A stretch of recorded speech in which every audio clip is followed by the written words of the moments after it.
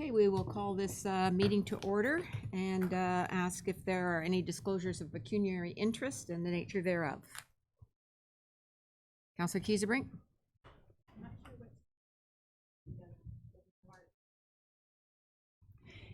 For the portion that would be the 9,000 budget for the tourism office, I would need to declare pecuniary interest for that, please. Thank you. Okay, and the reason? Because our family business, we have brochures in that tourism office. Thank you. Are there any other disclosures of pecuniary interest? Okay, thank you.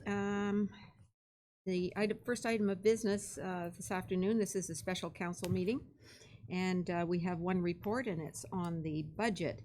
I'm going to ask for a mover and a seconder that we receive the report, and then we will go through one section at a time to see if there are any amendments. Is everybody in agreement with that?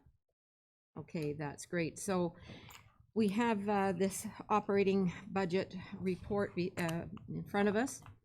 And as you will recall, councillors, we set a target of 1% for the operating budget, which was pretty ambitious. Staff have come in with 0.92%. This is considering that they have a CPI of 2.2% and payroll increases of 1.7%. And staff have achieved this through efficiencies and cost savings, and they will be able to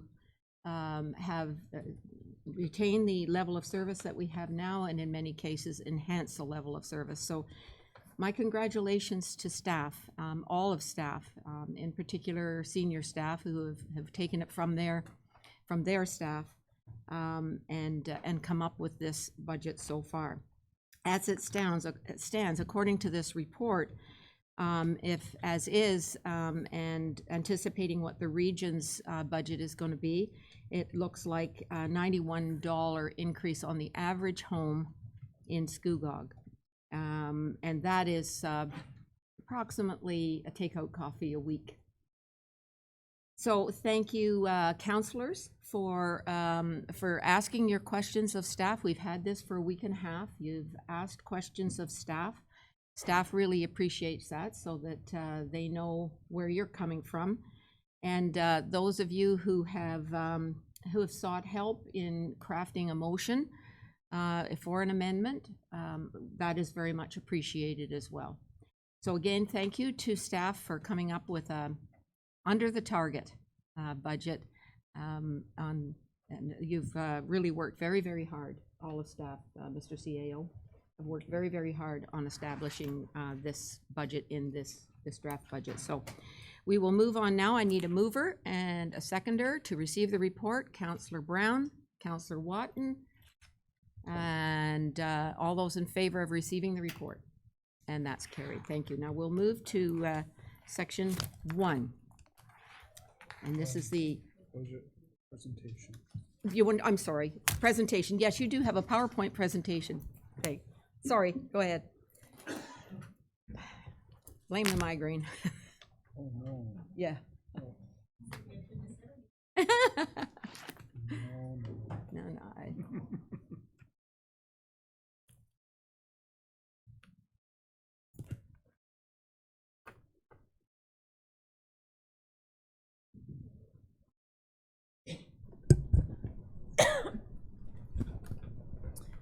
Good afternoon, Madam Mayor, members of council, members of the public, and senior staff. I'm here to present to you the draft 2020 operating budget. Today's date, February 10th. So I'll walk you through the process of how the budget is formulated. It is a comprehensive process that begins approximately in June, where we initiate our timetable with senior staff to ensure that we meet all the deliverables, including operating budget, capital budget, user fees and charges, everything that is built up that provides input into the budget. An online survey, council's list of items, various things that we work through to get to this point where we are today. So we did have our budget timetable, as I said, was issued in June of 2019. The online budget survey was issued through the month of September. Council list of items. We're here today to present the draft budget. We will have a budget open house on February 19th here in Council Chambers, where we will also attempt to live stream the budget open house. We'll have the region here as well to provide a presentation and give their input on where the region's budget is. And then we'll bring forward a final presentation and for the council final approval on March 9th. So some of the items that are impacting this 2020 budget include pressures on the consumer price index. So when I brought forward the budget target report in October of 2019, the year-over-year change in the consumer price index was 1.9%, and that was initially what the target I was bringing forward. Council did give directive to try and come in under 1%, and that's the direction that we took. But just wanted to make council aware that the consumer price index did change December year over year and increased to 2.2%. The other things that are impacting this budget include a collective agreement that we have, which stipulates a cost of living change of 1.7%. We had a pre-approved infrastructure allocation or budget allocation done in December for the roads and other infrastructure of 4%. That's built into this budget. And we've also been able to achieve an increased investment in our roads of about $111,000. This increase in roads investment, so we've increased the roads levy from 1% to 3% for 2020. So the total transfer in 2020 to the roads levy reserve is over $1 million now. And that roads levy is what is being utilized for capital projects. We're proposing in this budget to increase the road patching budget of $60,000, culvert replacement, $30,000, and we're proposing to increase road sweeping to include fall sweeping for an impact to this budget of $21,600. So just on that line of increasing our roads investment for 2020, we did in the capital budget increase the budget for gravel resurfacing from $600,000 to $725,000. So our roads investment for 2020 amounts to about $9.1 million, almost $9.2 million, or $9.12 million, sorry. That's an increase, a significant increase from where we were just 5 years ago, where we were $5.8 million investment in roads. So staff do hear what the public is saying and do hear what council is saying. So just in keeping with our target here, so we came in under council's target of 1%. We are proposing a 0.92 net increase in the operating side. The infrastructure was approved, was 3% for roads, 0.5 for building and facilities, and 0.5 for vehicle and equipment, to come with the proposed operating budget levy increase of 4.92%. Just as comparatives, I've been looking at other area municipalities and what their budgets are coming in at. I'm aware that Uxbridge approved their budget increase of 4.58, I believe, which are still over 5%. The town of Ajax has released their portion of 4.95%. So we are keeping in line with it. This is the municipal portion of 4.92%. Also included in this budget are 3 new positions. The Public Works Operator. This is a conversion of a seasonal winter operator. It's currently working from November to April. We're proposing to convert this to a full-time operator to allow for additional additional member on the crew in the summer to address a backlog of road maintenance work. We're also proposing a parks attendant. So this is required to maintain the level of service of our existing parks, gardens, and trees. We're proposing to do this by eliminating a current contract that we have in the winter for salting of parking lots. This will result in a savings for this year of $30,000. One other additional staff member we're looking for approval on is the accounting analyst. This position will be required to help monitor operating budget expenditures and oversight of the procurement process, which we're confident will result in other corporate savings that we'll be able to find. Some of the pressures that we're receiving in finance are legislative pressures that are being pushed down onto us, including the changes to the development charge legislation. So they've, last year they've announced that they're going to split the development charges into two different charges, a development charge and a community benefit charge. So that community benefit charge, although the province hasn't given clear rules on how to come up with that calculation yet, they did stipulate that it will need to be implemented for January 1st, 2021. So we are aware of some of the rules around it, but until the province provides more information, we're not exactly sure how that's going to roll out. Changes to the DC legislation were implemented January 1st of 2020. And that includes changes of how the calculation development charge fees will be charged or can be charged on certain types of permits. So there are different, for the rental and affordable housing, they've implemented terms of payments over 5 or 20 years that then have to be followed up. This is a loss of revenue initially for the township because currently we charge the DC payment or DC charge at the rate that's in force at the time the building permit is to be issued. So this is a change in legislation that now the developer may pay at building permit issue, or it could be at occupancy permit issue, or it could be over 20 years. There's some rules that are following along with that we are dealing with other area municipalities and the region on how we're going to flow through. But that legislation came into force January 1st of this past year already. Another project that we're looking at that also has legislative requirements, the asset management requirements. There was a policy that was required to be done by July 1st of 2019, which the township did complete. There are 3 other deadlines now, January 1st of 2021, where we have to have a full list of all of our core assets and levels of service identified for that. So this is a project that we'll be taking on as well. So the new staff financial summary is the table in front of you. So the public works operator, there is a net cost for 2020 of $18,600. The park attendant actually results in a savings for 2020 of $14,300, and the cost of the accounting analyst is approximately $41,300 for a total staffing cost that's built into this budget right now into your 0.92% of $45,600. Now, how we're proposing to offset that is future staff related to growth is also built into this budget. So this is assessment growth that we do collect. So these are new homes and or renovations that add to the current value assessment of a home, and that's been built in. So the net cost that we're proposing through this budget is about $900. And that's cost. Township staff have been able, excuse me, through a diligent look to be of the line items in the budget to come up with other core services and efficiency savings. So I'm just going to go over some of the savings and the increase in non-tax revenue that we've incorporated into this budget.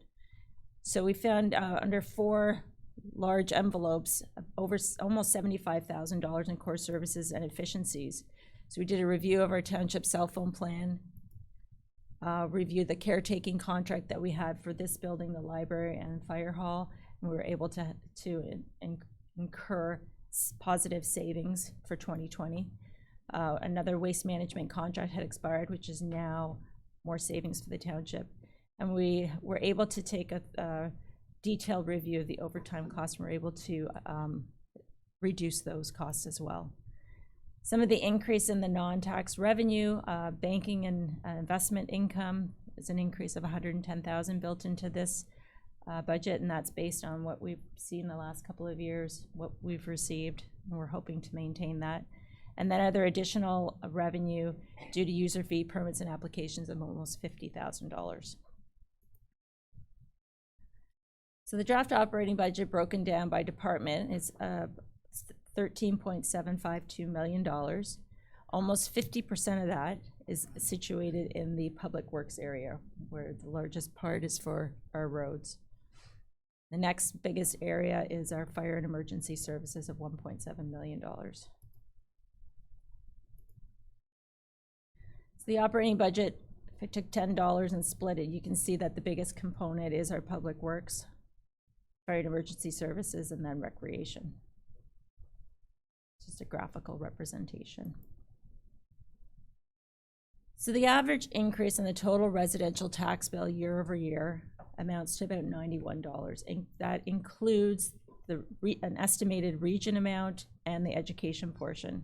So the region's moving forward with an estimate right now of 2.5%, their budget assessment. So the total amount that the average residential taxpayer in Scugog would see a $91 increase, or just over 2%, 2.01. Now, just as a note, the average current value assessment is provided by MPAC, and it is municipal-wide that we do reach out every year to see what the average CVA is for our municipality. The distribution of the residential tax bill, you'll see that for what we collect, we're only keeping 30% to be utilized. So of that $91, only 30% of that stays with the municipality. And as the mayor had mentioned, it's about $1.75 or a cup of coffee a week. Our tax burden by property class, you can see that substantially our community is made up mostly of the residential taxpayer. We do have some commercial, a bit of farmland, but almost 85% is residential. Just wanted to outline as well our 7 advisory committees and the budgets that are built into this budget as well, and the comparative of last year versus this year's request.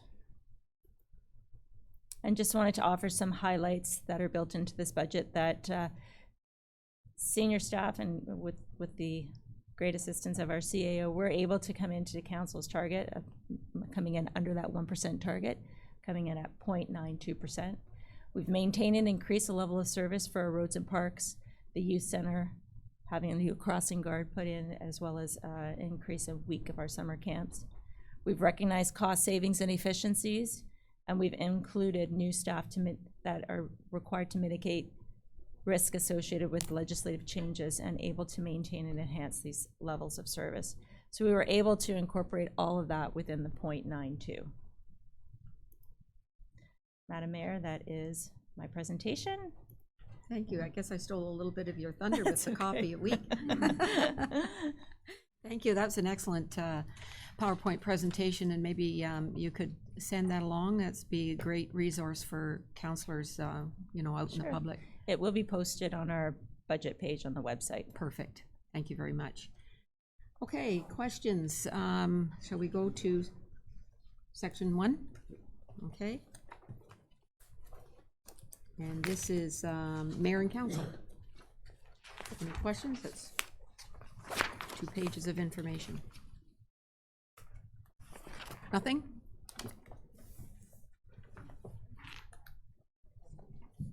Diane, can I have it on the screen? Do you want me to do it? Really good. Sounds like either wants to do it, wants it up on the screen. Can you do it, JP? Yeah, Diane said she would do it. I asked her at the beginning of the meeting. Want me to do it, Di? Why don't you just let me do it? Okay, just let me do it.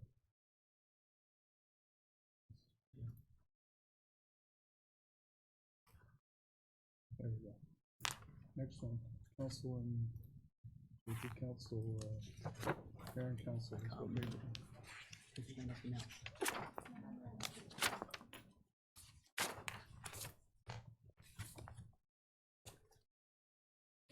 There you go. That's it. Okay, questions? Councillor Ross. Thank you, Madam Mayor. Through you, question to Lori, Director Manager Bowers. There she is in the back. Just a question in regards to the new, the monthly Councillor's Corner. It comes up as a $3,000 expense. I'm just wondering if you could elaborate as to how often we're having a counselor in the paper, and if this actually includes the mayor's addresses that are in the paper as well. Thank Lauren? you through you, Madam Mayor, to the counselor. Can you hear me okay? So it's, the mayor's message is an opinion piece that is provided to the mayor, complimentary, if you will, a space, similar to Erin O'Toole or Lindsay Park when they have an opinion piece. It's not guaranteed that it will make it into the paper, but we do have some good relations with both papers, and we've had some good success there. The Counselor's Corner would be an additional item. It would be monthly, and it is a paid ad, but we're again very lucky to have a decent, very deep discounted rate with both papers. Further? Okay, further through you, Madam Mayor, just so I've got this straight before I proceed, this is just for the counselors. This does not include the mayor's address to the in the paper. That's Through you, great. Madam Okay. Mayor, yes. Just to my fellow counselors, this was one of the things I've highlighted in the budget in the cost savings that we're looking at throughout. I think that's upon us to look at it thoroughly as we have. And I question this just as a counselor going through. I think we all have our own social media platforms. We have our own residents. I had Ms. Bowers pass on the readership numbers from the papers. My concern is, I know it's $3,000, and we don't want to start saying it's only $3,000 because that, over time that's a lot of money when it adds up. But I wonder if how the cost benefit to this is worth the $3,000. I personally don't think so. I have enough. If I need to get a message out, which would be what I'd be sending through the Counselor's Corner, I'd be sending it out through emails, email lists I have of my residents, Facebook, Instagram, you name it, or open house, public forums or something like that. So this is our platform that staff have come up. So I don't think it's worth it. It's a cost for us, and so I would like to make an amendment. But at first, I don't know if there's anybody else who has anything to say about it. Make your amendment, and then we'll get discussion on the amendment. Okay, I'd like to make an amendment that the new monthly counselor corner in the amount of $3,000 within the 2020 mayor and councilor operating budget be removed. Seconder? Councillor Kiesbrink. Questions or comments? Councillor Kiesbrink and then Councillor Watton. Thank you, Madam Mayor. I actually had the idea of a counselor's corner, and what my idea was when the mayor's address was being created was that there could be a paragraph as a part of the mayor's address where we could take turns from a ward perspective to provide updates, because there didn't seem to be sort of a public way of getting some ward update communication put out there. So the idea was not intended to be an increase of cost. It was just meant to be an opportunity to create more communication. So it was actually my idea. However, later on, when the discussion happened with the papers, and I respect where they're coming from, their stance was, we're already being generous, we're giving the mayor this opportunity. And also it's a really tight piece. It's hard to get a lot of content into that 300 word limit that's already there. So that's when I, thankfully, our communications director negotiated this wonderful opportunity for us to share. But at the same time, my idea was never about creating more cost. So I'm perfectly happy to support your motion to pull it. I think that we can maybe come up with some other ways. We all do use social media. I use social media. Maybe there are other ways. I know recently Councillor Brown joined the mayor on Town Talk on the radio, and they co-shared a radio message, and Councillor Brown was able to bring forward some highlights for his ward. And I know that the mayor has graciously given all of us opportunity to join her. And there may be other ways that we can creatively join messaging to bring things forward. I certainly never intended to create any more additional financial burden. It was just trying to think of ways that we could all continue to bring messaging forward to support our wards and keep our wards up to date. Thank you. Thank you. Councillor Watton. Thank you, Madam Mayor. And actually, my question was, or my comment was going to be, I thought this was a Councillor initiative or an idea, which Councillor Kiesebrink has certainly confirmed. Not being as savvy on social media as perhaps some of my colleagues, I don't use it as often as I probably should. That's not to say I can't figure it out, but and I would also agree with my colleagues that I'm perfectly fine to not have it included in the budget. It's just, it is, if you read a lot of different things about the politics of today, communication to your residents and to your public is of the utmost importance. And I think we should use as many tools as we can, but I did wonder if, when this was talked about, if we knew the cost involved. So those are my comments. Thank you, Madam Mayor. Anybody else? Councillor Guido? Thank you, Madam Mayor. Perhaps an alternative to the Councillor Corner. I know, Madam Mayor, you've started to do a YouTube recap after council meetings. If this is something that we wanted to pursue as far as our individual ward updates, perhaps we could do a Ward 2 update and it can get posted on our YouTube channel. I believe there is no cost to posting on the YouTube other than staff time. Comment, Ms. Bowers? Through you, Madam Mayor, correct, it would be my time. No cost. Thank you. Any other questions or comments on the amendment? Seeing none, all those in favor of the amendment? And that's carried. Thank you very much. Okay. Anything else on section 1? Moving to section 2, Office of the CAO and Human Resources. Questions, comments, amendments? Councillor Brown? Through you, Madam Mayor, I have some other questions too that are before this, but I'll get to them, I guess, at the end, because I'll try to keep it as brief as I can. But I do have other questions on other stuff that we had in the binder earlier. Page 15 of the budget documents. Office of the CAO and HR, there's $69,000 budgeted for professional services. We only spent an estimated $25,759 in 2019. So I'm just wondering why the ask for 69. Mr. CAO? Thank you, through your worship. Well, we were able, and well, first I'd like to say we're very careful and cautious as to how these funds are being spent. So we had good budget management to not spend it all and just to spend the piece that you referenced. For next year, being this year rather, the funds are for to hire some assistants with special expertise and some legal costs.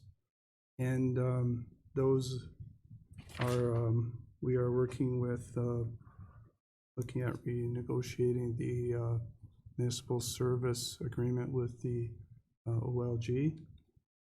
We are also, we need some assistance, also with MSIFN contracts, agreements rather.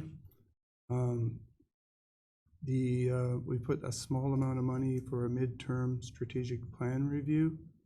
And then there are some legal in there. Some HR related if needed, we occasionally need that. But we've reduced that substantively with having our own HR person. There's also some legal in there that we are doing some, we're doing the negotiation for the fire contract. And there's also a bit of contingency in the Office of the CAO. There's always unexpected matters that arise. So I'm, as last year, hoping that we don't need to spend this money, not planning to spend it all, but have maintained the budget and quantified the what ifs and what might happen to justify it. Thank you. Okay. Any other questions? Councillor McDougall? Find my mic. Thank you, Madam Mayor. Thank you again for the budget presentation and all the materials and time and work that went into it. Question on this section is, it has a total expenditures less payroll is, was budgeted originally for 2019 at 177,000, but we only spent 75,000. Next year, for 2020, we're requesting 213,000. Why the difference in what we budgeted versus what we spent? Where are you on this? Sorry, page 15. Okay, and it was, Total expenditures less payroll. oh, okay, all right. So that includes portions, obviously, of what Councilor Brown just discussed, but I can Yes. answer it. Please. Through you, Madam Mayor. So I'd mentioned earlier through my report that the actuals are not finalized yet. We are working our way through them. And I can also speak with regards to Councilor Brown's question on the professional services, where we had budget allocated for our CUPE negotiations last year, which we were fortunate enough not to require that legal assistance because of the expertise we have in-house. So there was savings there. Moving forward, though, we do have another contract that we'll be negotiating, so that's why the professional services budget has been maintained. Your substantial increase is the transfer to the reserves, which is built in based on the assessment growth. So that is the future staffing needs related to growth and the assessment growth of the transfer to the major facilities reserve. That's what the major impact is on the Office of the CAO's budget. thank you. Further through you, Madam Mayor. So the assessment growth, is that the $44,700?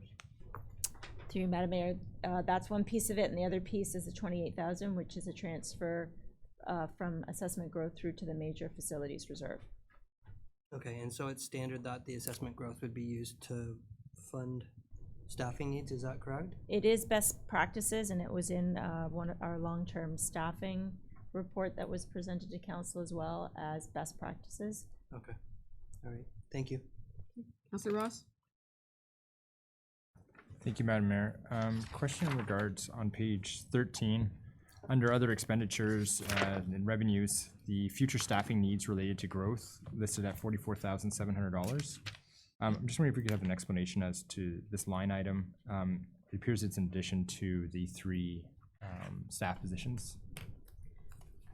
Through you, Madam Mayor. It's not, we've put it in that chart as well, but this is something, as I just mentioned, it's best practices to be able to build and prepare yourself for future staffing. So as a result of the 3 staff that we're bringing forward, this offsets that. But even if those positions aren't included, this would still be something that we would propose to bring forward to help build the budget for future staff for the growth that we will be receiving. Okay. Further to that, Madam Mayor, if I may, is it my understanding this has been built into the budgets in previous years as well? Through you, Madam Mayor, there was an allocation last year in 2019. Okay, and was that used this year? Through you, Madam Mayor, yes, it was. It's been built in and used this year. On what position was it used for It this year? was used for the conversion of the planning tech to the manager of planning. Okay. Okay, thank you very much. Any others? Councilor Brown? Through you, Madam Mayor, if I can, this goes back to the report. So what I did when I went through the binder is I went through your report that I was given.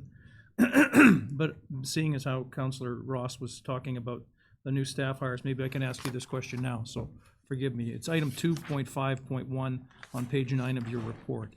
It's the new hire of a public works operator. At the bottom of the page, it says the cost would be $40,400 for the new hire. Savings for the year by not hiring a part-timer in the fall would be $21,800. So I just want to be straight on this. This year it would cost us $18,600. But the following year, $40,400, and I just want to make sure that that's budgeted for. I presume that'll be budgeted for next year. It'll be 40, and I'm not quite done. It'll be 40,400. And again, with the parks attendants, same thing, 80,000 a year. And while we'll benefit to the tune of around 30,000 by having a new attendant, it'll cost us 80,000 for a full year next year. Do I have that Through correct? yes, offset by a contract for that parks attendant, yes. Okay, just want to be certain of that. Thank you. The contract was for the Salting and sanding. salting, and yeah, it saves us $30,000 if I remember. In 2020, but it's savings of oh. $84,000. That's right. For the next year. full year, yeah. Okay. Anything else? Okay. Oh, I'm sorry, Counselor Keysebring. Sorry, could you explain that statement that you just made for next year, the savings for next year? You said it's a savings of 84,000 for So, next year? through you, Madam Mayor, within the report for that particular position, the parks attendant, we're proposing for 2020 to have them begin in November. So the elimination of that salting contract is for November and December, so that's a savings of $30,000. The full annualized cost of that position would be $80,000, but the contract, I believe, is $84,000 that we would be saving. That would all be brought forward next So year. for the full year, the contract for the work done for the full year is less than the cost of the salary of that one person, is that what you're I saying? think the net amount for 2021 for that parks attendant position would be a net cost of $5,000. So a savings on a contract, but there's a requirement to buy salt, to purchase a supply of salt. Okay. Okay, moving on then to section 3. Section 3, page 17. Counselor Ross? Thank you, Madam Mayor. Page 17, questions in regards to the increase in the two committee budgets, the Heritage Committee budget at $1,500 and the Housing Committee budget at $1,000. Just in review of the committees asked for in their in the minutes that came out January, I believe, December, versus what's on here. I know that some committees, the Accessibility Committee asked for $2,000. There's $1,500 being allocated in the budget to that, whereas these ones made it through and we're looking at an increase in them. Just wondering if you could explain how the decision was made, which ones we're going with what they asked for and others that we're going with what they had previously. Through you, Madam Mayor, actually, all of this has to do with what was requested. There were some that came back again, so I pulled out the final requests that came forward, and these were the final requests that were asked. I do have.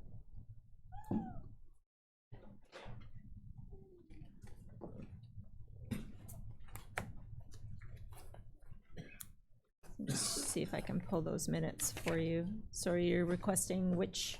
I believe for the Housing Committee, if we just break it down a bit, and maybe I don't know if we could go to the slide in the presentation that had the actual committee breakdown. The report, page 15 of 16 of the report. End of the report, was it? 15 of the report. Yeah, no, Yeah. I have the agenda up, so I don't know what the agenda number is. Sorry, it's going to be in the presentation that It's right here as Oh, there well. we are. Okay, so if we go with the Housing Committee first,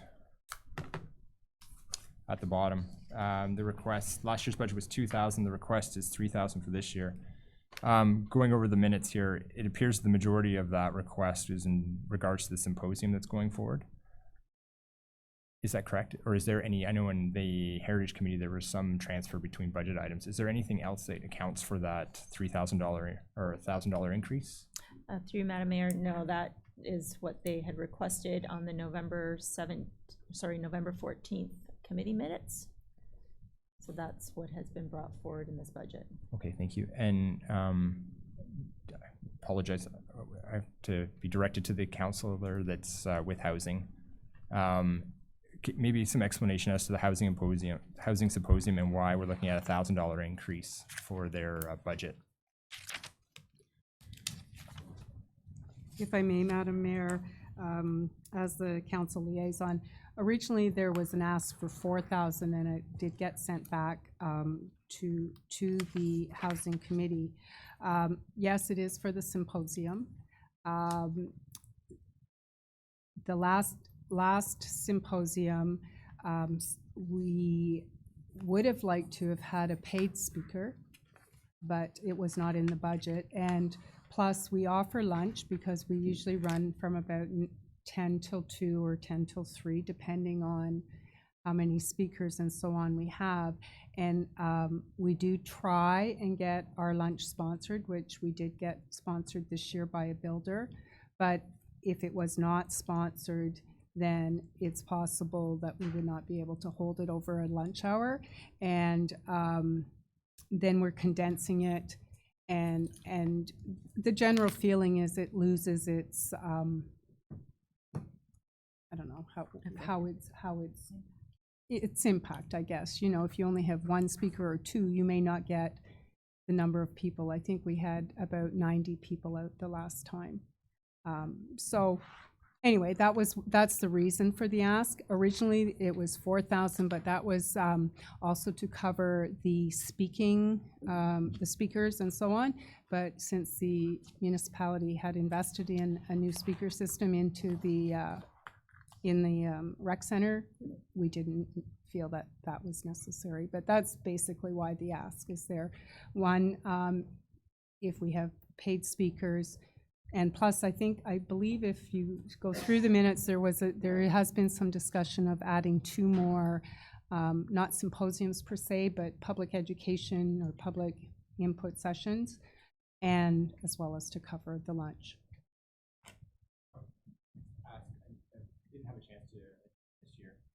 Pardon me, I didn't have a chance to attend this year, but the numbers do you know the numbers of people that have showed up, and has there been any talk of every second year we have a housing symposium? We had the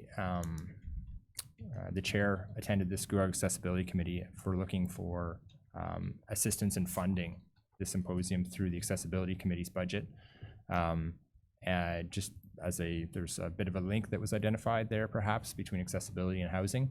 It wasn't carried through the Accessibility Committee, but I'm just wondering, because they're reaching out for more funds, if there's been any discussion at the table with those that are volunteering for changing the symposium itself, given that the rising cost is coming into play. Councillor Watton? It's not really a rising cost, Councillor. It has been about that cost anytime we've had it, other than we have managed to get sponsors for the times for the lunch. And we've had to pay for the speakers. So ideally, if we didn't have the sponsors, it would be approximately $3,000 for the costs. I know there was talk about the Accessibility Committee joining forces. Are you suggesting they'd give us $1,000 of their money then we wouldn't need 3 in our budget? No, I'm not Oh, suggesting okay. that Well, at all. I'm just wanting to check no, what you it mean was- by that, because I know that the Housing Advisory Committee were quite excited that accessibility did want to join, but I don't know in what scope that was. Obviously not financial, and we weren't thinking that either, just for the record. But anyway, and I think housing, affordability, et cetera, is top of mind, and I think that getting public input and giving information to the public when we are in such a housing situation is important, and I don't think it should go to every second year, but that's my personal opinion. Okay, thank you. Further, Heritage Committee. Thank you, Councillor Watton.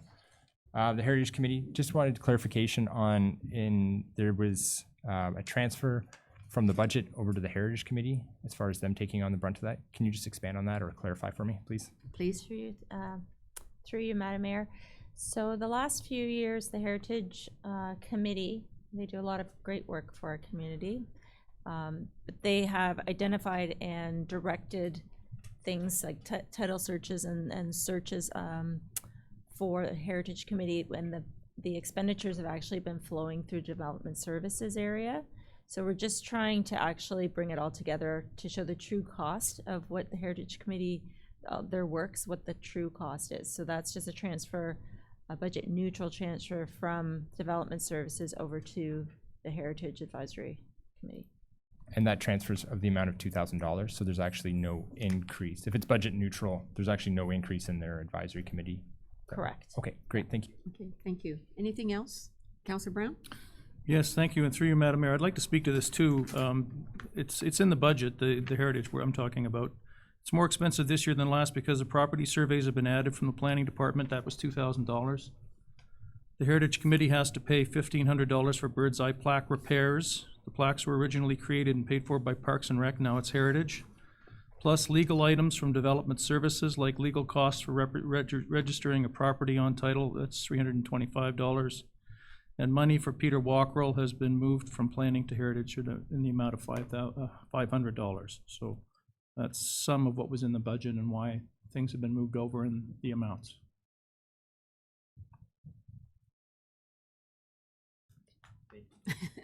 Okay, anything further? Counselor Guido? Thank you, Madam Mayor. And just to go back to the housing symposium, Councillor Watton, perhaps this has already been thought through by committees, but has there ever been a thought to merge the housing symposium with the Home and Garden Show? There's tons of traffic coming through for the Home and Garden Show, and perhaps you can gather a larger volume of people through, and then there may not be a need to provide lunch. I'll start by saying no. Okay. And my first thought is it's two very different things. The Home and Garden Show is very different than having speakers talk about affordable housing and building and ways to build homes. But that's not to say I couldn't certainly take it back to the Housing Advisory Committee and see. And you know, it's really up to this council what they want to do with it. I'm just trying to explain how we have arrived at And what we I have. fully appreciate that. I was just trying to think of other ways. I mean, 90 people attending is a great number, but if we're wanting to justify costs, we may be able to raise that number. And I would say the Home and Garden Show had 150 for theirs the last year. So I don't know that it's greater, and they don't serve lunch and people don't stay for the duration. I don't know if it would be a fit, but I'm certainly willing to, as I said, take it back. You know, maybe I'm just not seeing how it would fit, but absolutely. Just thought Home and Garden and housing, it would all go together. Well, maybe in a different way, I don't know. Thank you. My next question is in regards to page 19, transfer to and from reserves. In the 186.5, we have the BIA $9,000 for tourism. Given that we just heard from the executive director last week, and I appreciate that she would not have had time to provide us with any update as to tasks completed or anything. Perhaps for consideration, seeing as though we do have very slow months in our winter time, rather than the full $9,000, we could look at an alternative to funding the operation of April and October of the tourism center. And then outside of those months, it's either closed or they look for an alternate solution. But I believe, sorry, everyone's looking confused. I believe that $9,000 is in the corporate services, is it not? We're discussing? Yes, that's correct. Okay, all right. What line is it? It's bundled into the transfers to and from reserves. Okay. Which the 186,000, so it's listed in there. Any comments on that? So this is a chamber and a BIA ask, is that correct? This is the weekend staffing request, yes. We just had, I think I beg to differ on the activities in the winter, because we just had pond hockey with several hundred people. We've had the polar plunge with several hundred people. You know, like I think we have busy months, but I don't want to enter into the debate here, but any questions or comments on your idea? Councillor Brown, Councillor Watton. Yeah, through you, Madam Mayor. Yeah, I'd like to speak to this because I don't take $9,000 lightly in a budget when we're trying to fix roads.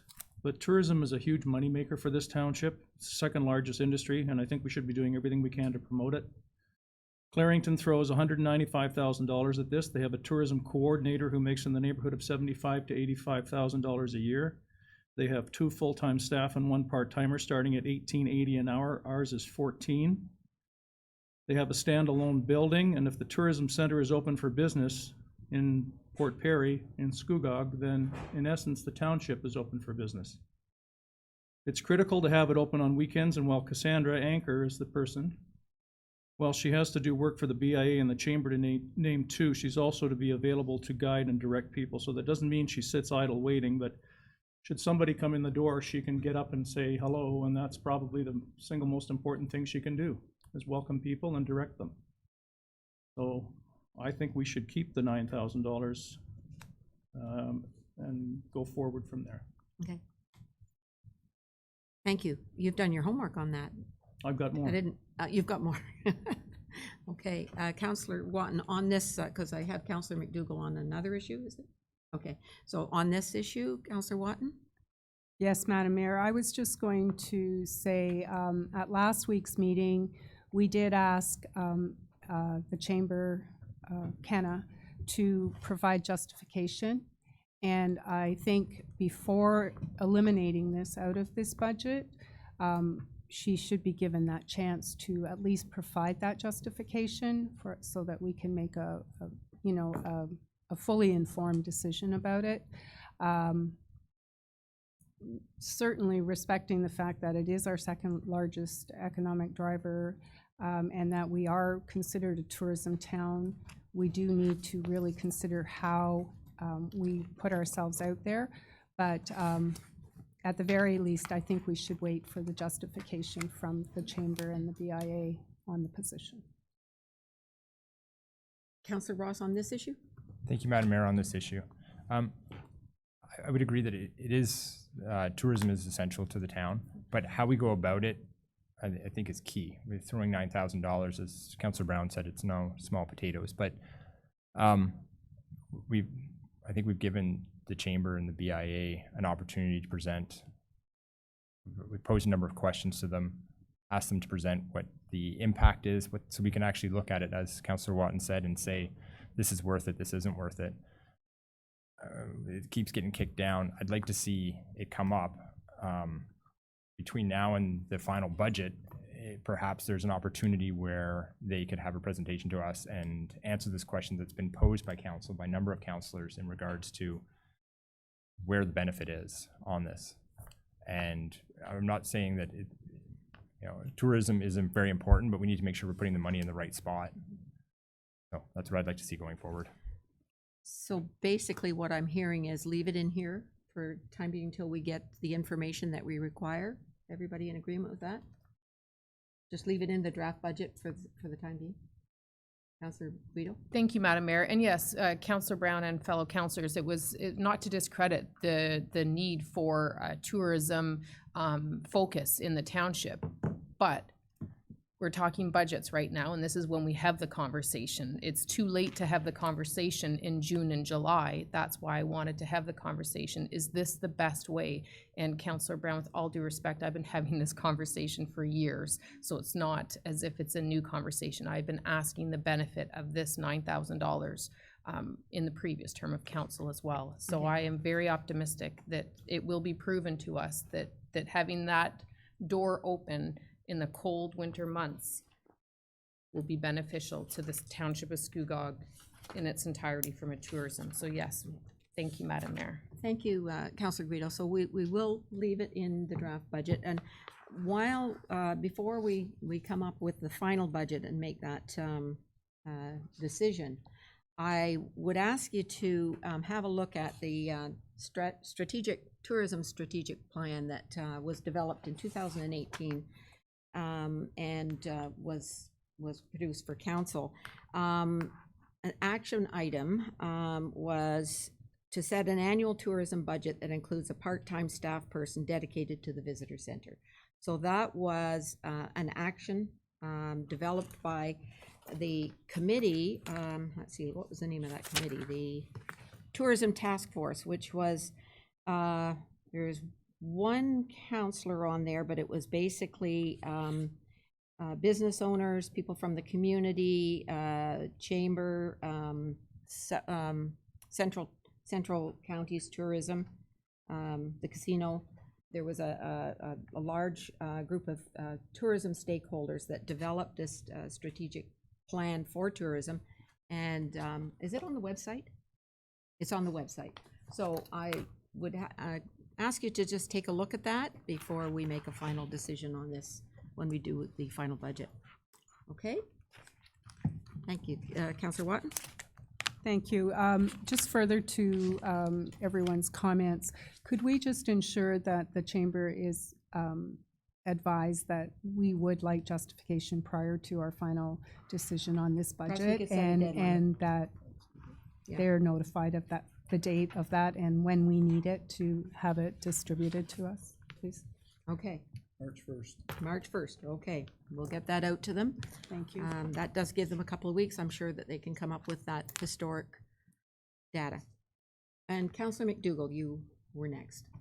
Yes, thank you, Madam Mayor. Staying on this slide right now, when I look at the committee line, I see in the 2019 approved budget, we had $16,100. Spent out of the committees was $8,000. In the 2020 year budget, we're now increasing that by the numbers just discussed of $3,000 to $19,100. I'd like to flip back to the report that has the budget summarized for the committees. It's on page 15 of 15 to the 16 of the report. You had it up report, before. JP, sorry. I think it's page 16 in your 15. 15. Thank you, Madam Mayor.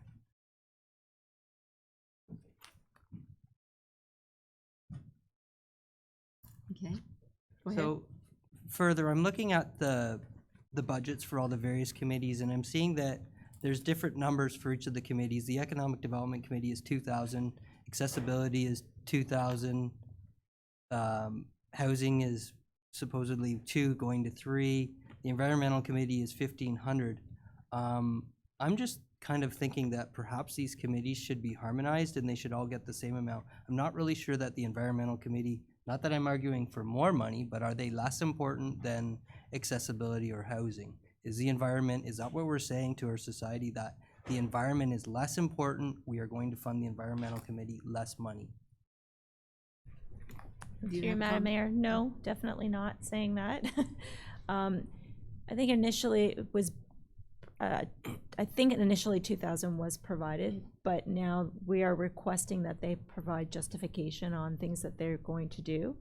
And there is also some environmental budget that's built into Public Works. So we've also got things for weed harvesting, things that are not directly in this committee budget, but are also built into the budget. So my understanding, forgive me, but through you, Madam Mayor, my understanding is the committee budgets, for example, Economic Development or Accessibility Advisory Committee, those monies are for committee items, such as if someone was to attend a conference or something, that would come out of the committee's budget. Is that correct, Madam Mayor? Who wants to answer? Through you, Madam Mayor. Go ahead. Yes, that's my understanding, yes. So shouldn't that be the same for all of those committees? Based on their work plan as well, though. Okay. Just, The Healthy Lake Scugog Committee has not requested any funds, and that's pretty important too. or is it, sorry, Healthy The Lakes? Healthy Scu- Lake Scugog Committee. Yes, and that's a committee of council as well, sorry. It's a steering committee, but we Okay, have thank not requested anything because we've got the fundraising, so. Just depends on your work plan. And then further, just to follow up, the Tourism Advisory Committee for $5,000, that's also to support tourism in addition to the $9,000 that we're looking for the chamber? Through you, Madam Mayor, yes, that's correct. Okay. Thank you. Councillor Watton? Note that on the 20 budget committee.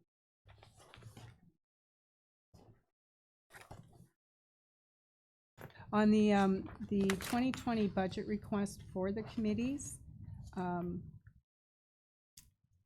Page 19?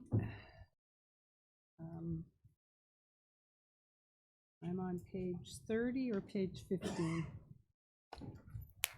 Anyway, it says that the budget request is 19,100 on page 30 of the corporate services. If I add the committee budgets up, does that equal 19,000? I'm just doing it quick in my head, but I'm afraid it doesn't. Through you, Madam Mayor, no. So am I missing one, or are we, what am I missing? I don't think we're missing anything.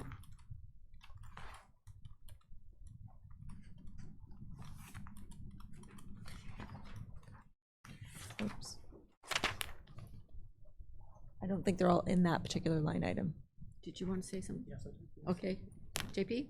Thank you, Madam Mayor, and through you to council. What's not identified here is our legislative quasi-judicial committees, and I believe they're in the Development Services budget, Committee of Adjustment, Animal Services, Property Standards. Those quasi-judicial committees are not listed there. Doesn't work that way. Councillor Watt? Through you, Well- Madam Mayor, the Grants Committee is not included in that item. Okay, thank you. Okay. Anything else on section 3?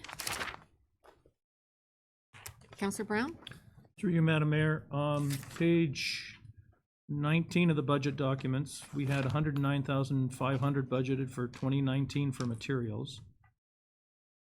This year, we're being asked for 36,800. I got that right? Page 19? Do you want to tackle that one? Materials approved 2019 budget 109,500 on page 19 of the budget. Through you, Madam Mayor, I can explain this. You'll notice over in the budget neutral transfers column, the materials have gone down 62,200, but in the line item directly below it, budget neutral transfer has gone up 65,200. So in last year's budget, a lot of the information technology budget was included in that materials line. We've just actually shifted it down to the proper line item for this year. Okay, thank you. Yeah. Thank you, Madam Mayor. Something I'd like to say kudos and accolades for is down at the bottom of the summary on page 17, which I think is plus 11, page 28 in the agenda. Right there. A decrease in office supplies based on prior year's actuals and a decrease in photocopier printer usage on prior year's actuals. Talking about the environment, that is a really good thing, and that makes me really happy to see that on here. Thank you. Oh. Okay, anything else under section 3? Okay, thank you. Moving to section 4, operating budget finance. Questions? Councillor Keysebring? Sorry, I had my hand up, but I don't think that you saw it. I just had a question about our previous section, the new cyber training software. Could someone speak to that? I mean, we did do cyber training already with our cell phones and stuff, so I'm just wondering what this additional software specifically is. You're back in corporate services. Thank you, JP? Madam Mayor. Your time is impeccable. The manager just left and he just returned.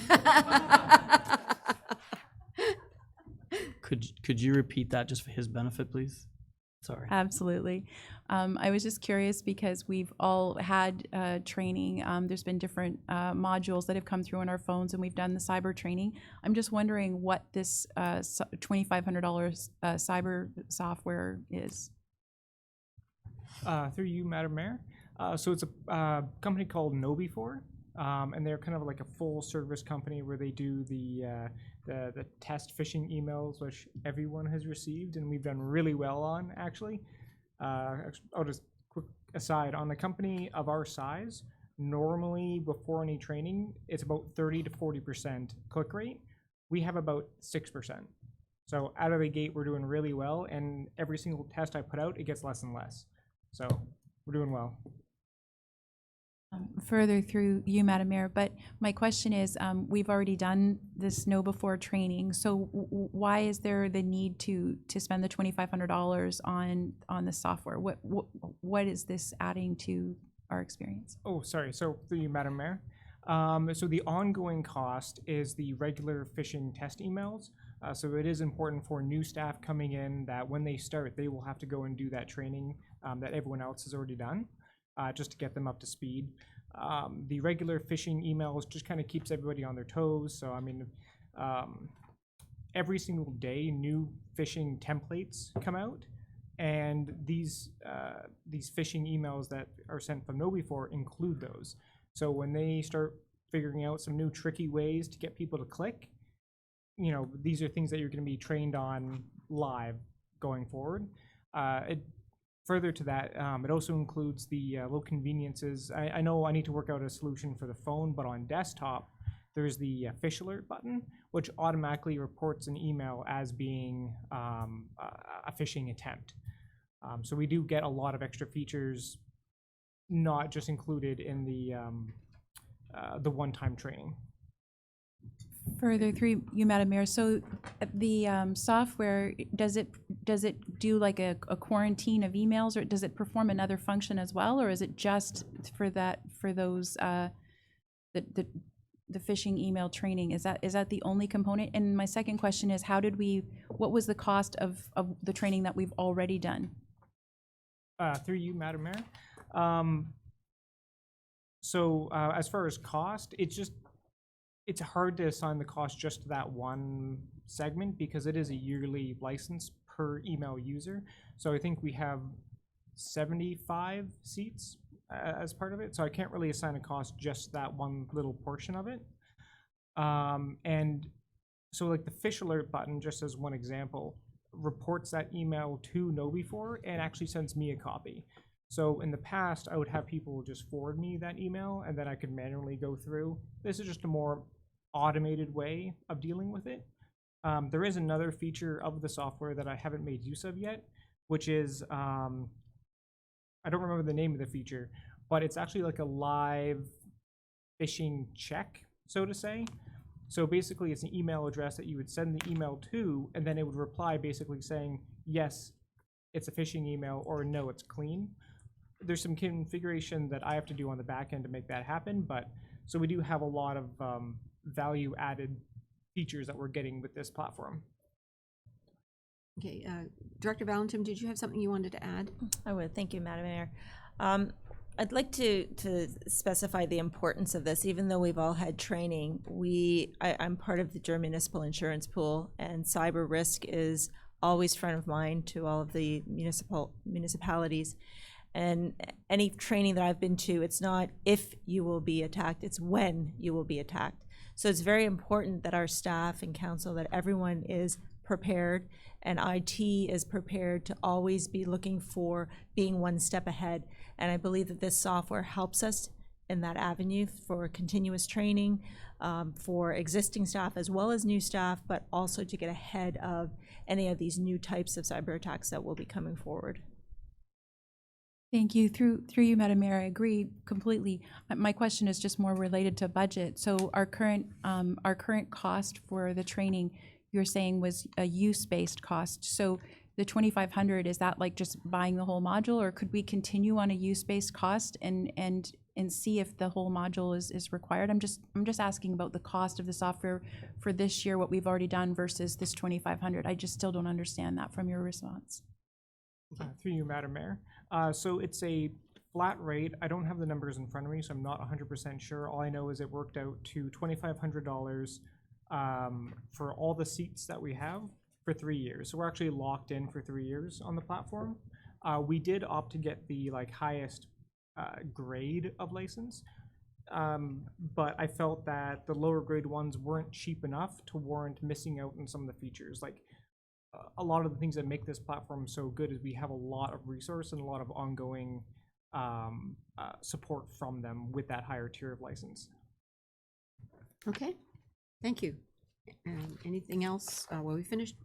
Are you on 3 or 4 now? On 3, Madam Mayor. Thank you. Just a quick question on increase in election expense on page 29, I believe. $2,500. Just what exactly is that? 29 of the budget, draft budget? No, 18 of the draft budget, Okay. 29, I think, on the computer version. It's 11, I think, difference, so Okay. I'm just adding it in for JP. Mr. Clerk? Thank you, Madam Mayor, and through you to council. That item is what we use for our voters list, which is a program called Data Fix Voter View. This is to maintain the license in the non-election years. It is something that we've always done in the past. Just something that wasn't identified in the budget until now. So technically, it's not something new. It is just a clarification that we are maintaining that program in non-election years. Okay, thank you. So just for clarification, so that will show up every single year then, JP? Through you, Madam Mayor and Council, no, it'll show up this year because it's an expense that wasn't there before, but next year it'll just be in the budget, so it won't show up on this sheet. In the It'll separate, show up okay. within the budget line item, but it just won't show up on this sheet. This is just to identify things that have been added, I guess, although we were maintaining that program. Okay, again, anything else on 3? Okay, now we'll move to 4, finance. And I think that's you, Director Valentin, as well as others. Questions or comments or amendments on finance? Councillor Brown. Just through you, Madam Mayor, page 23, and I think I have the answer already, but I just want to understand it maybe a little bit better. I think it has something to do with the OLG. But can you help me understand the transfers from the reserves unbudgeted in 2019, but an ask of $960,000? Yeah, through you, Madam Mayor. So you're correct. That is our OLG money that we receive. In the past, the money would come in and we would just allocate it to the various reserves. However, in order for it to hit our financial statements, it has to flow through our income statement or our P&L. And so this is an avenue that it comes in as revenue. So if you look under the budget neutral transfers line item, it comes in as a budget revenue item and goes out as a transfer to the reserve. So it's an in and out. Okay. Thanks. Section 4, any other questions, comments, amendments? Councillor Ross? Question in regards to the staffing, the new account analysis as per the long-range staffing strategy. Director Valentin, in your presentation earlier on this afternoon, you made mention of legislative pressures in your department, including the development charge, which is still unclear at this time. Is this staffing person to help alleviate that? Director? Through you, Madam Mayor. Absolutely. So currently, right now, the building department collects, so they know that the rate of development charge to collect, and they collect it at time of building permit.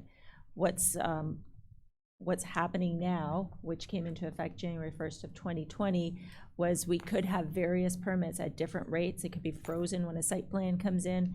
So it's going to be tracking. So finance will need to be involved to ensure that the monies are collected, that the monies are tracked, that the correct amounts are calculated and collected from the developers.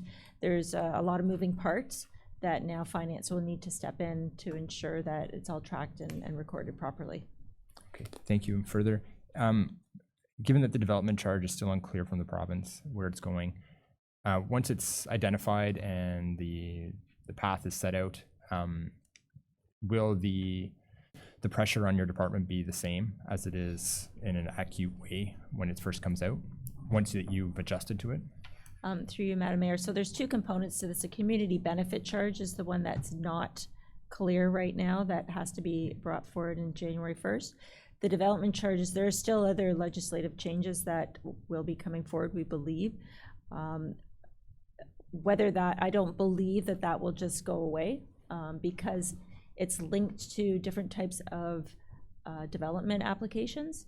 So these all need to be tracked, and it will need to be a cohesive working group with planning and building and finance to ensure that we're all having the same information, and it's not something that is going to go away. Okay.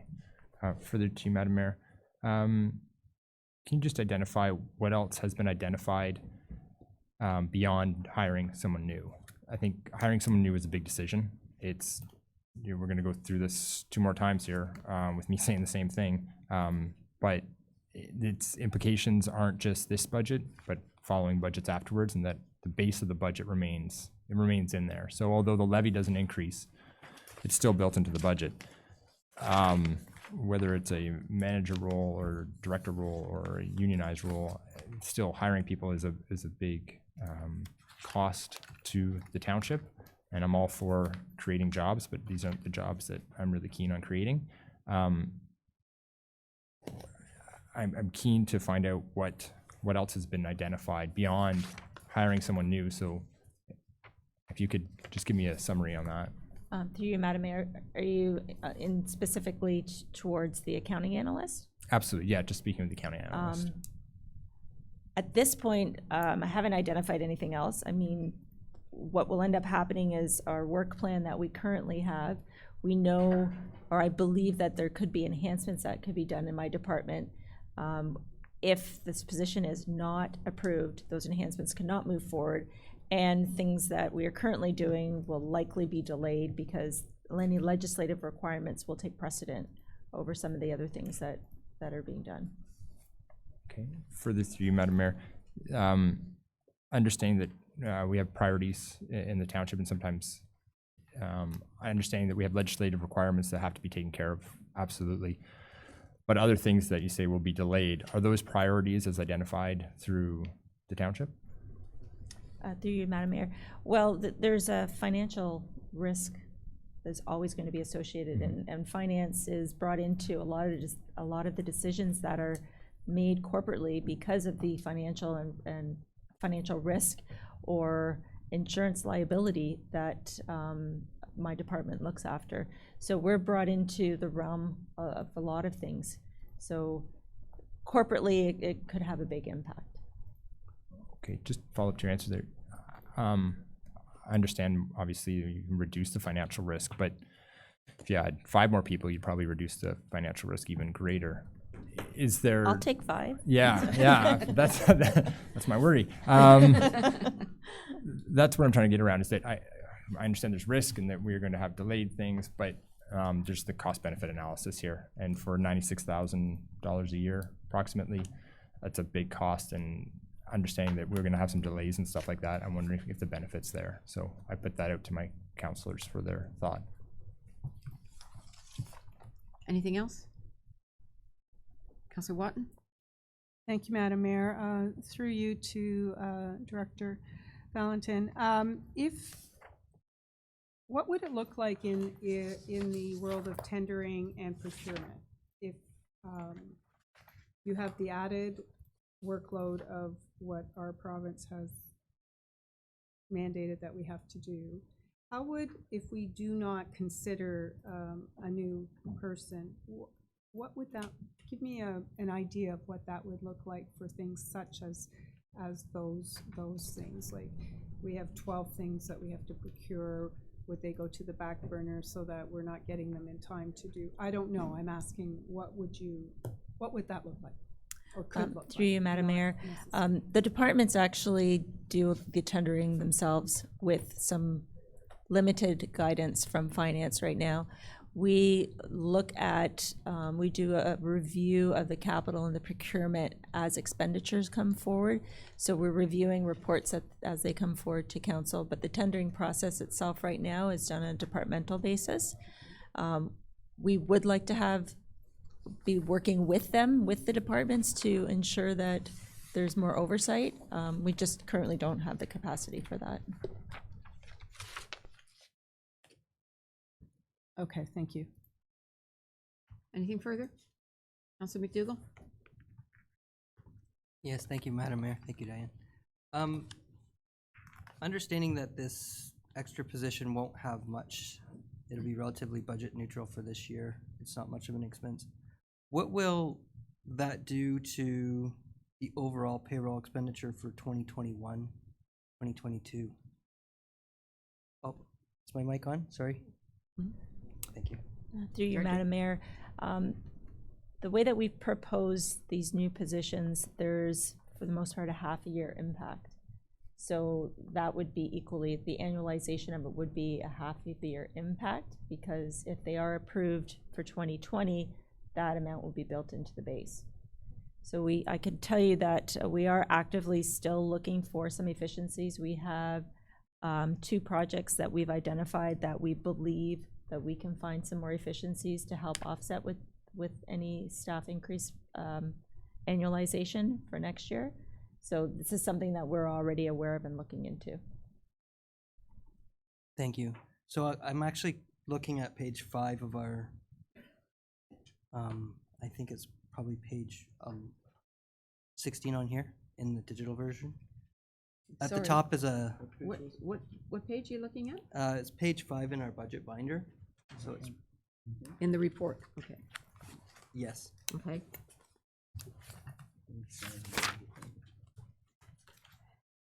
Go ahead. It's page 23 on the digital version.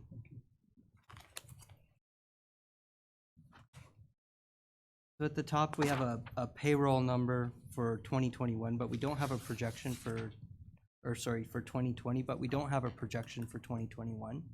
So I'm wondering, will that number be reflective with the full increased value? It's of 82,600 or whatever the number was? Through you, Madam Mayor. So no, half of the budget is already, half of the positions are already built into the 2020 number. So it's the annualization, it's the other piece of it, the other half, that would have to come into the 2021.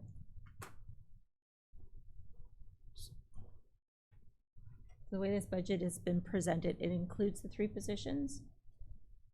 The accounting analyst is being proposed, the accounting analyst and the conversion of the seasonal are proposing a July 1st start. So 50% of that cost is embedded into that payroll line. And then the other half, the January to June for 2021, would be the addition to be included in 2021. Okay. So you'll see an additional 50% of the position added into the 2021 budget. Correct, the annualization piece, yes. All right, Okay, thank you. understood, all right. Councilor Brown? Through you, Madam Mayor, I'd just like to ask the director if you can tell me how many staff you have? Including myself, 8, 8? yes. And how does that, and this may be an unfair question, but it's never stopped me before. How does that compare with municipalities of similar size in terms of, do you have any idea? Through you, Madam Mayor, I don't really. I don't have comparators. I know where I came from, there was significantly more finance staff, but there was a larger municipality as well. And again, through you, it's been 8 for how long? As long as I don't think they've made any additions. So we've got 3 in the tax area, 1 payroll, 1 accounts payable, an accounting analyst, a manager of accounting, and myself. And you're proposing to go to 9? Correct. Thank you. Thank you. Anything else on section 4? Councilor Ross? Thank you, Madam Mayor. Director Valentin, I had really good discussions with you, and I know you run a tight ship down there. And I thank you for all your work with this. Often you appear to be holding it together down there, but obviously you have a very large workload that's extremely important, obviously, to the functioning of this, of the township, this corporation. In the private world, consistently companies are reducing staff, and staff have to fight to keep people, let alone add people. I know we're not in the private world, but I would ask for the finance department to find new ways beyond hiring new people. And to that, I'm not down there to see how busy you guys are, hold a very brave face, but to that point, I'd like to make an amendment to the budget that the new accounting analyst in the amount of $41,300 within the 2020 finance operating budget be removed. Do I have a seconder? Councilor McDougall. Questions or comments on the amendment? Councilor Guido? Thank you, Madam Mayor. Director Valentin, if the province provides the direction on the new charges or the way they're managed, is there ever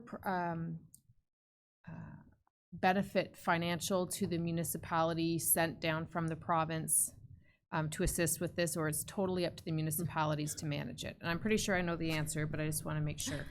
Through you, Madam Mayor, no, there's likely not. It's downloading and the province says this is what you will do and you will figure out how to pay for it. So in your meetings with other treasurers from other municipalities, and sometimes I don't necessarily like to look at other municipalities because each municipality truly is unique to itself, but what are they doing to prepare for these changes?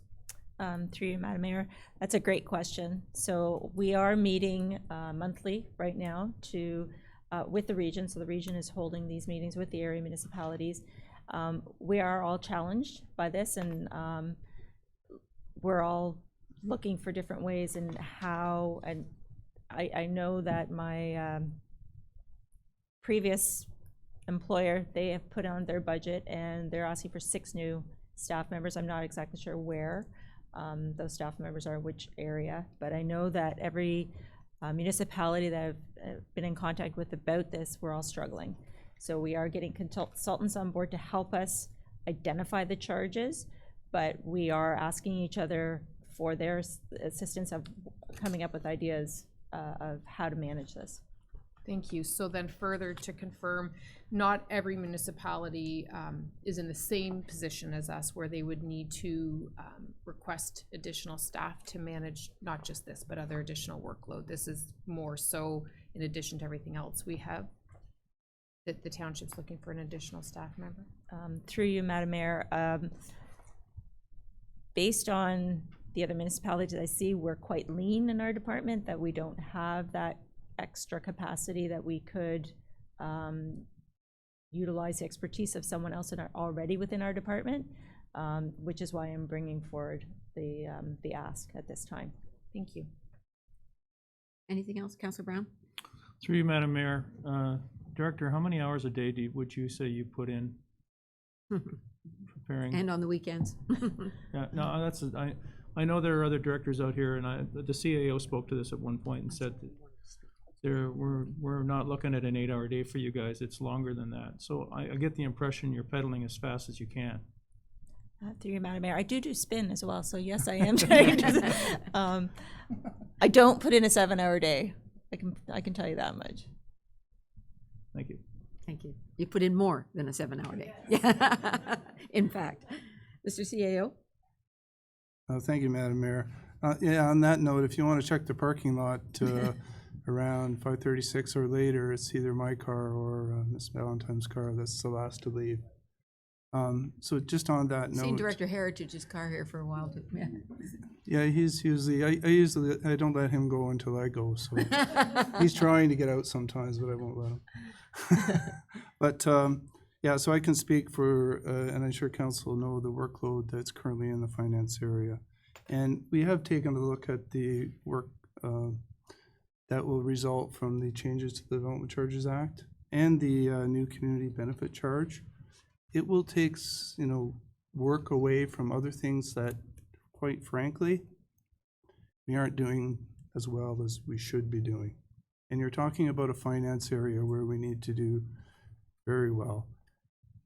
And with this position, Ms. Valentin and I firmly believe that, better oversight, improved oversight of the operating budget, comparing our actuals to actual expenditures, and better monitoring of operating budget management procedures, that and improved oversight on the procurement process, we feel that we'll find cost savings that I'm sure at the end are going to either enough to compensate for this position or come close with that oversight and ability to do that monitoring. So I just wanted to give my support for her and the position. I think it's an important, vital strategic position for the township as we grow. Thank you, Mr. CAO, because I was going to ask that question. It's it was my feeling looking through this that there would be cost savings because we have extra eyes looking at different, and it's been my experience being on council that any additions to the finance staff in particular have been through legislative changes. And I'm talking about PSAB, asset management, and all of that. All good things, but it does put extra oversight, extra work on our township staff, in particular, in this case, on finance staff. So I would not be supporting removing this from the budget. Are there any other questions or comments? Councillor Keysbrink. I think one of the challenges is that over the long term, it's a really big long-term commitment. Although we can find the savings now and we can find some savings next year, it's a union position and there's pension and so on. So it's a long-term commitment. Right now, we're utilizing Hemson's services for our asset management plan. At the moment, the development charges and the workload associated with it is still unknown because we still don't know what the province's parameters are. So I think that the challenge, as it is with any business, is always balancing your staffing costs with making sure that you still have profit left at the end of the day. In our case, it's not profit left, it's money left to mostly to work on roads. So I think it's just the timing of it as well for us. And I greatly respect and appreciate the work that's gone into managing and minimizing any staffing increase impact for this year, for this budget. But once it's in forever. So I'm wondering if there's a possibility of it being even just not obviously saying no forever because there's so much that goes into these decisions, but even just to delay it to another year till we have more information, till we know more of what's involved. Because at the moment, we don't know what the requirements are for the development charges and for the community benefits. Like there's so many changes that they're saying are coming, but we still don't know exactly what the expectations are. Could you perhaps speak to that question of potentially waiting on this decision? Through you, Madam Mayor. So we do have some direction on the development charges, and that is not going away in the short term. This is the new legislation that came in effective Jan 1, 2020. So we now do have to track all of our site plan and zoning amendment applications, identify when the DC, what rate is at that point in time, how the collection. So honestly, I don't know what the full impact, but I know there will be an impact on us tracking down and chasing developers for payments, setting up payment terms for 5 years, and some have 20-year terms, determining the interest charge that's going to be identified on these payments, and collecting it. So that is already in place. The community benefit charge is more of a question, but all indications and from speaking with all my counterparts, that again will be additional work that will need to be done because it's based on a land value, and the developer can bring forward a land value. We can hire out our own assessor to provide a land value, and then if the developer doesn't agree with ours, then they go and they appeal it to LPAT. So it's going to be the follow-up of justifying what our values are, and that's all going to be a time-consuming effort that will be required to be done. Further through you, Madam Mayor. So in the context of the development charges specifically, it sounds like the capacity of the individual would be more on the collection side if there's extended collections process through the development charges, whereas we're talking about hiring an analyst. So that's part of my concern about the timing of it is, would we know more about the right kind of makeup of what that person, what their role would be and what their tasks would be, so that we can hire specifically, because you talked about the complement of different people that make up your accounting team. And I'm just wondering if maybe it's just a bit too soon to bring that person in, and maybe we would know more about the dynamics of the type of role that they would need to have. Through Madam Mayor, so I'm currently dealing with all of this right now. So this is taking away more of my time.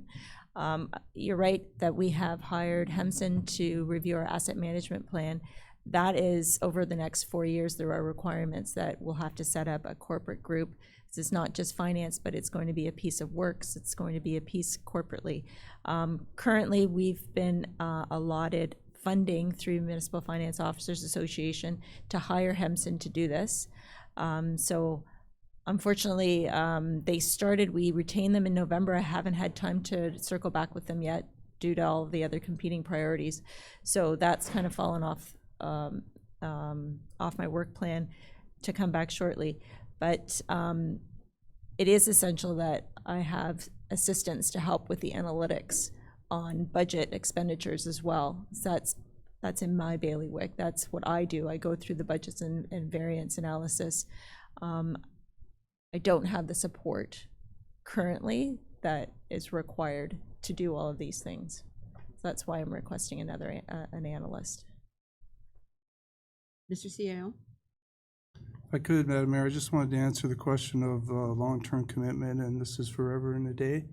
So I just wanted to reassure council that upon vacancies of positions, that each position is reviewed to determine that that position is still required, whether there's a change in scope of the responsibilities to that position. And we do that on a regular basis, and I think council have seen where sometimes positions have been rescoped, reassigned, not eliminated to date, because I think, as Ms. Valentine has said, we're very lean on staff at the moment. But that doesn't, just because you hire this person and they're a union person, doesn't mean that you have to continue with that person forever and a day. If there's a vacancy, you do not have to fill it. Contract does not require that. Any other questions or comments? I am very concerned that things are going to fall off the table and end up costing us money if we don't invest this money now. As to it being there forever and a day, it will be in the base budget as we move forward, so you will not see this after next year.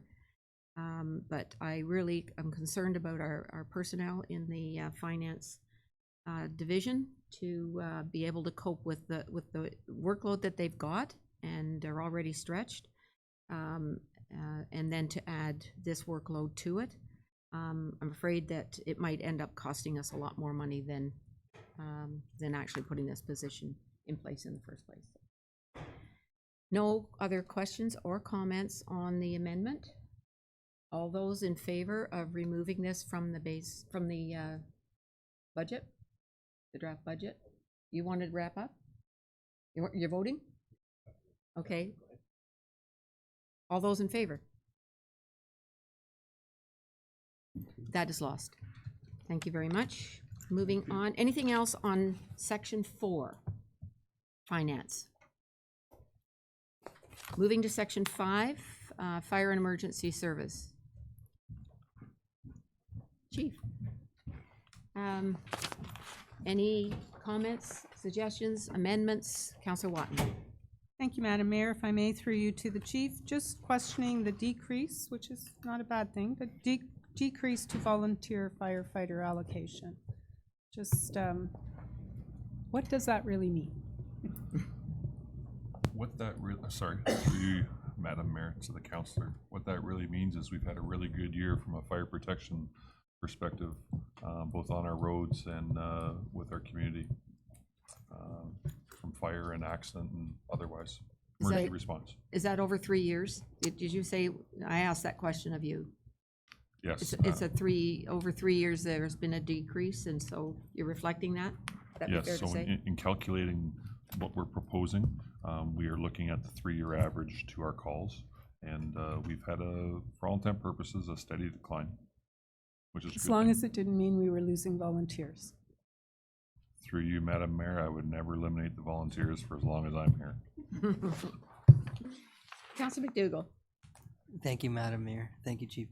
I had a similar question. So the expenditures for 2019, again, I know we're still have final numbers coming in, but we've spent a fair bit less on our, sorry, it's page 29 on here, so it's page 40.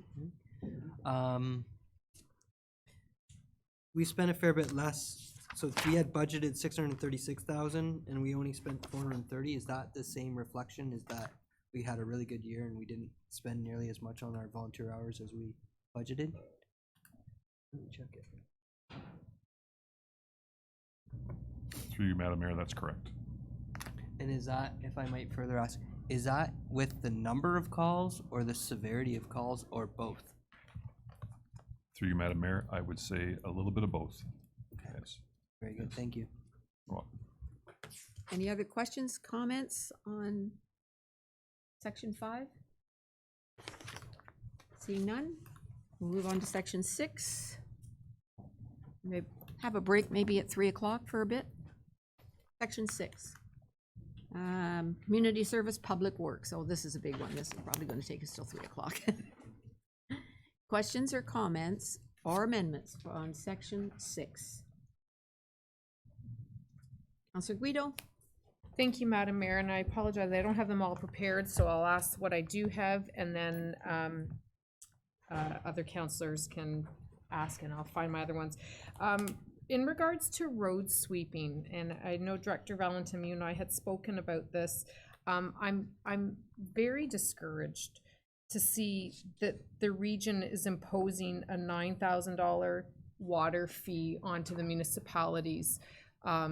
And I'm wondering if, I'm not sure if our mayor, regional councilor, perhaps yourself can speak to why we are now having to incur a cost to use the water. And I appreciate there is a cost associated with water, so let's put that aside. But the fact that the region's imposing this onto municipalities. Through you, Madam Mayor, Director Coleman may have other information as well, but I know that the region, in looking at their water sewer, that their infrastructure is significantly in need of repair as well. This may be one of their sources of revenue. This was a new item that was brought to our attention last year, where we received a bill, and it was I think 4 or 5 months a flat rate to get the water, and it was just based on, I don't even think it was usage, it was just a flat rate that we were being charged. Director Coleman, you got anything to add to that? Oh, Mr. Frasca. So through you, Madam Mayor, I believe the fee is $1,800 a month. Initially, they were going to include usage on top of that. They took usage away, and it became a lump sum of $1,800, which includes administration fees, usage fees, and I guess it is for a backflow preventer to be installed, all that as well. It is still lower than what they charge for the private industry. They require deposits and usage on top of that. So I guess they felt that this was still a deal for the public. Huh. With what is it, 56% of our tax dollar going to the region? I'm not sure I really feel that's the deal. When you mentioned the private sector, is that the water, or the private companies, is that the water haulage vehicles that use the hydrants to fill up? Is that? Through you, Madam Mayor, yes, that's correct. So Vactors or water trucks, anybody else that connects, they have a different deal or permit with the region. And it would be more? That's correct. They pay usage, so they have to track their usage. Okay, okay, all right. Thank you, Mr. Frasca. I might as well continue my questions then with the road sweeping to Mr. Frasca. That's exciting to see that we are going to increase our road sweeping. I just hope that, and this is no disrespect to you because it's the contractor who we had troubles with last year doing a complete job of the roads. I also noticed that it's going to include leaves. Now, when I spoke to Director Valentin, I was concerned that we were going to implement something like the City of Mississauga, where all the residents can sweep their leaves onto the side and then the tree or the truck picks them up. This is not the same program, is it? Through you, Madam Mayor. No, this is not that program. When we say fall sweeping, it is in town and urbanized areas where we have catch basins. Naturally, the leaves fall on the road and they block all the catch basins, and it causes flooding issues during the fall when we get a lot of rain. So the idea is to pick up a lot of these leaves and try and open up some runoff. Thank you. That's fantastic. Through you, Madam Mayor, the decrease in contracted snow plowing and be salted by our new parks attendant.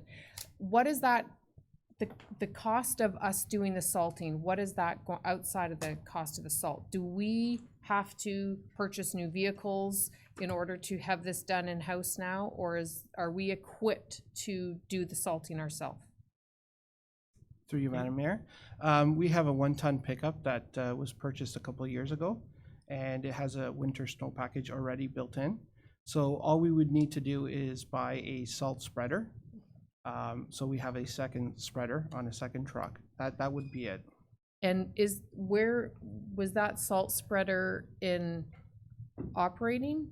Or was that in capital? And the parks are operating. It's in the parks operating, it's already Correct. in this budget? That's correct. Okay, thank you. That's me to it come for back now. to you? Yes, if you don't mind, Yeah, sorry. Okay. Councillor Ross? Thank you, through you, Madam Mayor. To Mr. Frasca, in regards to the road sweeping, the increase in budget that we have here, will that ensure that the entire the entire township is done this year? I just let me preface this with this year, I know the island did not get done. And in conversations with you, it seemed like it was a rotating thing year by year. Does this cover that those areas that have traditionally been swept will continue to be swept? Through you, Madam Mayor. Just to clarify, the island was swept this year. So what we've done is we've allowed enough budget to have everything swept. We always start with the downtown core immediately because of the urbanized sections. And then we move on to alternating. So we'd probably do the island first and then Blackstock and come back to the northern regions here.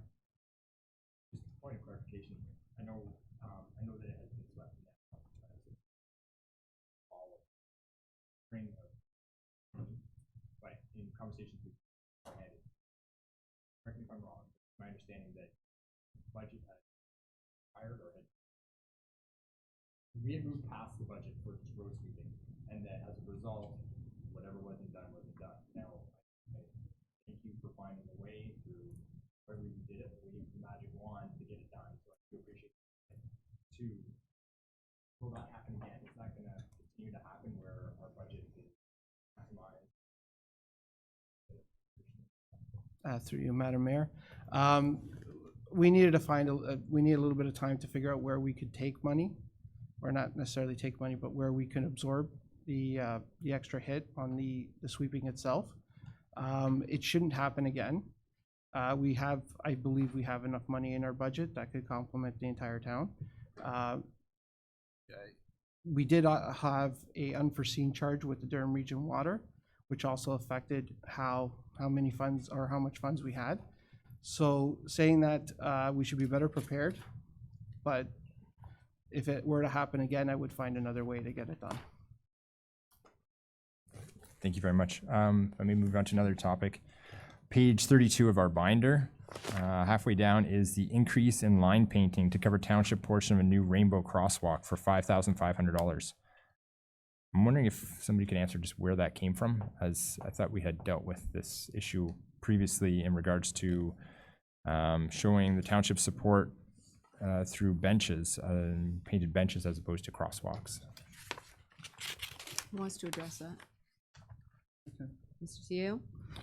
Yeah, thank you, Madam Mayor.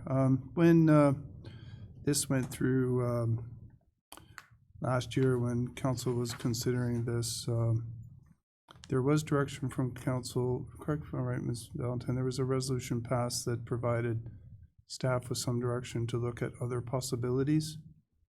That's what I'm thinking. I remember this resolution. And from that, we included a couple of options for council in the budget and some funds. As you recall, last year when council was approached by the PFLAG organization, there was no budget funds to support that initiative. And because of that, council wasn't able to respond. And it was only the good graces of the Golden Girls that came through and sponsored the Rainbow Bench. And then the municipality was able to accommodate the request of the PFLAG group. So this year, based on the resolution that council had passed, we put an option in for council if you wanted to put something in the budget for this year. We were suggesting it could be a bench, it could be a crosswalk. And the crosswalk is not a road crossing crosswalk that we're proposing. It's on a laneway, we identified it at the bottom of Queen, which is not as wide and not as traveled and not a designated roadway. So we would not be in favor of having a rainbow crosswalk at a designated crosswalk on a roadway. So these are really just for council's consideration, and you know, put them in for that purpose. Did you want to? No. Anything further on that? No, if I just made a follow-up question, is this identified just for a crosswalk and just for the Pride community, or is it more of a, if something else comes up similar to that it did in 2019, where we find ourselves without funds and wanting to contribute something, this line item would represent that? That's a good point. Yeah, through you, Madam Mayor, I guess it could be whatever council intends it or would like it to be for. Yeah. Anything further on your questions, Councillor Ross? Okay. Councillor Watton? Thank you, Madam Mayor. I was just going to suggest, well, first off, the location of where we were talking for the crosswalk, I think it may be premature, given, you know, what we might do with the mill, what we might do with the waterfront, and so on and so forth.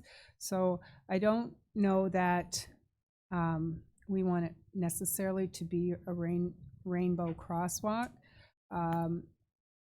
It could just be a more general, if we wish to keep it in the budget at that amount, that it be just a more general allocation. And I think that's what Councillor Ross was talking about as well. Okay. Councillor Keys-Brink? I think that we have a wonderful and very inclusive community, and I think that the support in the community overall with the different benches that have been put up has been, and fundraising that has gone on, has been very demonstrative of that. I think that this council could allocate, I think the benches were 2,000 to do a bench. Maybe we could make a motion to do a bench. Our waterfront is in process to our regional councillor Watton's comments, and this would give us the ability to potentially move the bench if we need to with changes and what have you, but it would still give us something to express without it being a more permanent scenario. And I think at this point, our budget, we're trying to do everything we can to be as fiscally responsible as we can. So I think that would be, I'd like to make a motion that we modify that line item to be that we would put it towards a bench. $2,000 instead of 5,500, is it? Where is it? Yeah. Yeah. 2,000 instead of 5,500. Seconder for that amendment? Councillor Watton? You're looking puzzled. Thank you, Madam Mayor. What kind of bench, an additional, just like the one that's down there? So then this wouldn't be necessarily going towards an inclusive or any other, gosh, my words are not gonna come out right. Maybe we could label it an inclusive bench rather than a rainbow bench? Right. I'm not sure how I want to word this, so I may not. I'm just wondering, another organization may come and then want and I don't mean this disrespectfully at all, but they may want a bench painted in green or blue to support autism.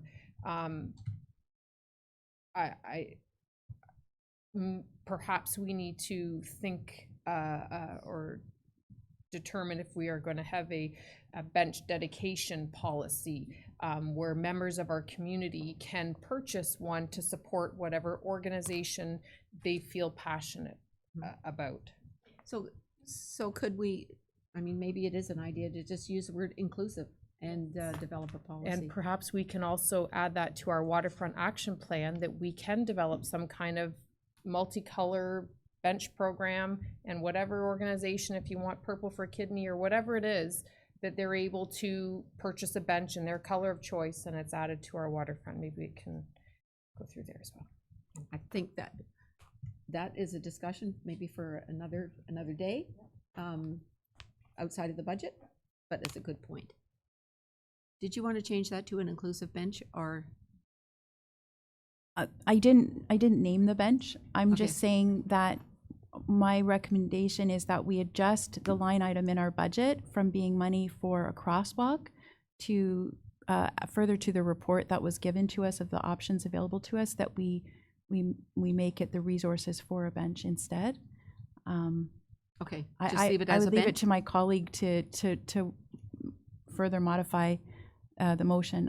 I'm open. Yeah, did we get a seconder? Yeah, it's Councillor Watton seconded that. Everybody understand? Councillor Ross? Thank you, Madam Mayor. I just, perhaps a suggestion to Councillor Kieserbrink, given that this is a draft budget meeting, that we could keep the line item in there, and that gives us some opportunity to discuss as to what that would be, if it's not a crosswalk or it's a bench or whatever it is, but that remains intact within the budget until there's a staff report that identifies what it is that we want to include, whether it's a bench or otherwise. Was your intention to reduce it from 5,500 to okay. 2,000? I see. Okay, then why don't you make that? Okay, then I'd like to make the motion that we reduce the amount to the 2,000. You're amending your amendment? You in agreement with that amendment to the amendment, Councillor Watton? Okay. Okay, everybody understand now? Okay, all those in favor? Okay, that's carried. Anything else under section 6? Oh, Councillor Guido, did you find your other ones yet? Thank you, Madam Mayor. And yes, I tried to highlight them now. On page 44 of our binder regarding streetlights, now that we have our LED streetlights in place, I'm wondering where we see the savings or efficiencies from moving to the LED lights. Through you, Madam Mayor. I did not incorporate any savings into the budget based on the direction that council provided with the LED street lighting program. The money was taken from the hydro reserve to fund that project. And at that time, council direction was to provide any savings from the streetlight program back to the hydro reserve. So at this point, I've left the budget static. We're still working on year-end numbers, but it's going to bring forward that the amount of savings would be replenished back to the hydro reserve. Thank you then. So the 30,000 is just the base amount, and then any annual savings goes into the hydro reserve?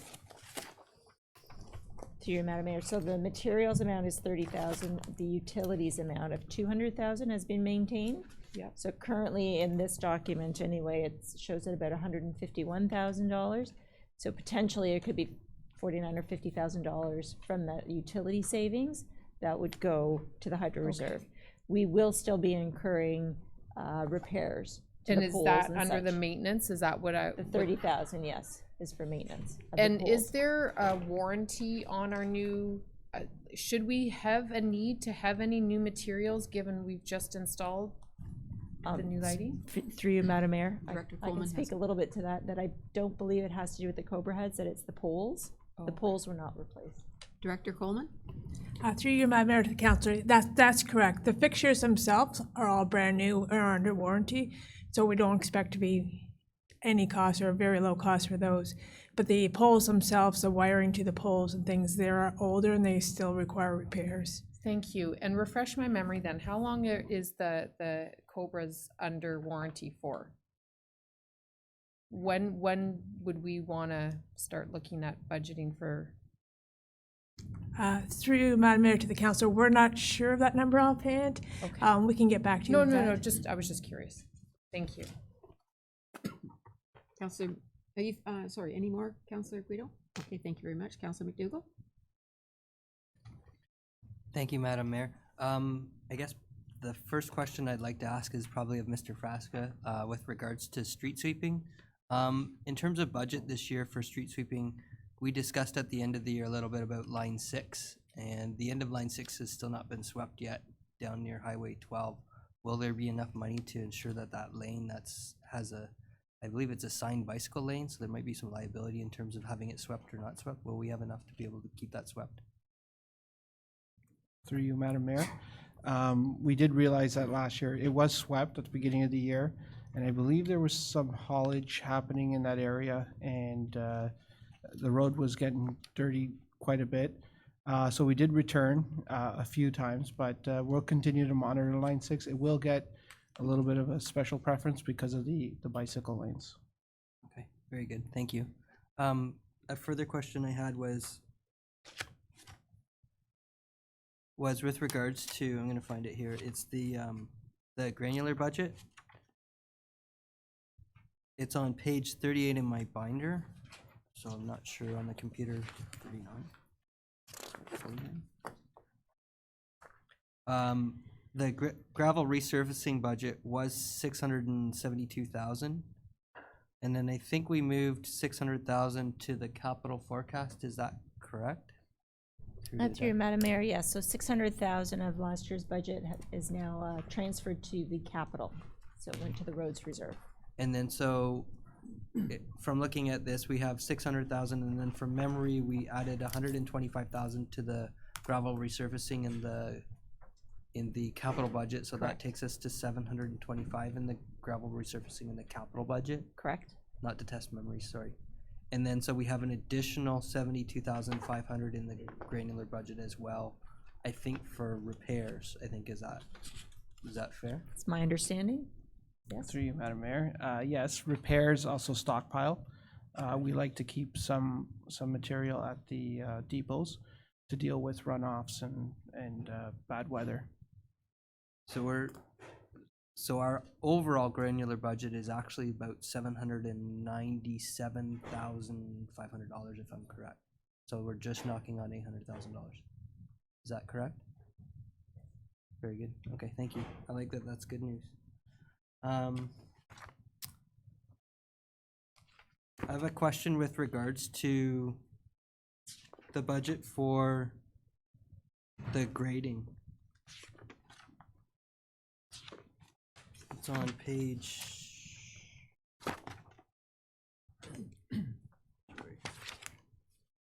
37. For the 2019 budget, we had $199,500 budgeted. For the 2020 year budget, we're reducing it to $174,300, and we actually only used $89,000 of it.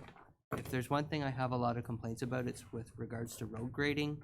So I'm not sure exactly why the reduction in grading from 2019 to 2020, or why we didn't use the budget.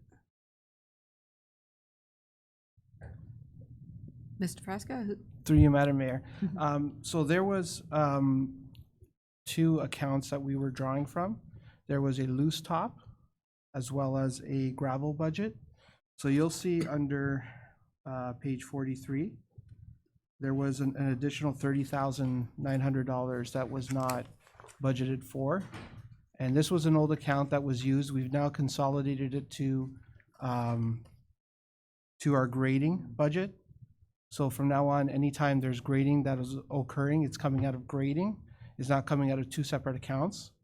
So it was being used through two separate accounts. That's why you're kind of seeing two numbers right there. So if you add that 30,000 to the grading. Thank you. So for the 2020, I'm not in the 2021 year yet. For the 2020 year, we should expect to see that grading budget should be more or less spent. I mean, not spent, but used to grade the roads. Through you, Madam Mayor, yes, you will see that, and you won't see anything charged to loose top. Okay, very good. Okay. Anything else, Councilor McDougall? Just a question, I guess, with regards to the summary on page 31 in the binder.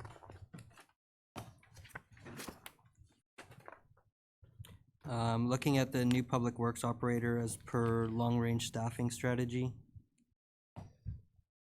Again, a concern for the overall budget moving forward for wages and benefits for the long term for the community. I know we need staff, I know we need our work done, but I'm just questioning, can we not find efficiencies to not hire new staff, especially 3 in 1 year? Overall, don't know who to direct that to. Director Coleman? Through you, Madam Mayor, to the councillor, as we hear time and time again, the condition of our roads is like one of the most important things. We only have 13 full-time operators to do, is it 411 kilometers of road, I believe it is. It's not very much to do it. We're very lean in that area. In the winter, we have a great turnout. When I think every weekend since January 1st, it has snowed, and a lot of our operators, like nearly 100%, show up for each of those events. But that also results in them banking overtime through the winter months. And in the summer, so if an operator's been here for quite a while and has 4 weeks vacation, they bank another 2 weeks, and they fortunately take most of their time in the summer so that we can keep our winter roads closed or clear. That means they could be off 6 weeks in the summer. And so we don't have full crews in the summer to do the other maintenance that needs to be done. Patching, the ditching, the signage, we need to do a lot of work in signage right now. All these things help maintain our roads too. And I think that this position will help us get that much closer to filling the gap between what we need to do. We still have a long way to go, but I think it's very important that we convert this position so we have someone available in the summer too. No additional equipment needed? To you, Madam Mayor. No, we don't need the additional equipment. The bulk of our equipment is used in the winter. Each operator has a piece of equipment assigned to them in the winter, but the operations that we do in the summer, we don't need a single piece of equipment per operator, so no, we don't need additional equipment. Anything further? Councillor Ross? Any McDougall, anything further? Okay, No, I'm Councillor okay. Thank you, Madam Mayor. Thank you, Madam Mayor. Through you, in regards to the Public Works operator, in the report, it's in the initial Director Valentin's report. There's mention of that this person will include gravel resurfacing and patching. Will this involve an increase to our gravel budget? Is there a knockdown effect for having an extra body out there that's going to be? You want them to be busy and doing things. Are they going to be using more materials, and is that the knockdown effect that our gravel budget will have to also increase? Through you, Madam Mayor, to the councillor, this will help us with our gravel resurfacing. As mentioned previously, we increased our capital for gravel resurfacing by $125,000 this year, and our forecast for the next 3 years shows a gradual increase again each year in the gravel resurfacing, which is very much needed, and this will help us to do that program, yes. So it is built in the budget. Okay. Further through you, Madam Mayor, this position would be, the new position would not limit this person to summer holiday or holidays outside of the summer months. They would be still allowed to take summer holidays. So in creating this new position, we're not guaranteeing that they will be working the entire summer. There'll still be times when they could be offered 2 weeks of summer holidays. Is that correct? Through you, Madam Mayor, to the councillor, yes, they would be allowed to take summer vacation. We do have rules in place that say we have to have like a minimum staff size during the summer, but it's, so we do control a little bit of when people take it, but they do take the bulk of theirs during the summer, all the operators. For this amendment, in regards to the minimum number of people that can take time off, does that not apply to currently then? If drivers have maxed up their overtime and want to take their time, they still will be subject to the rules and regulations that we have in place in regards to how many people can be off? Through you, Madam Mayor, to the councillor, yes, so we do have those rules with the current operators now as well, but this is an extra body, which on top of 13 people, it's, not quite 10% increase, but it helps. Okay. So if we have, I want to understand this properly. So the current policy, I'm not familiar with it, but if it says that there must be 5 people on or something like that, will that policy change when we get a new person, or it'll still remain that we have to have X number of people on during the summer, not X plus one.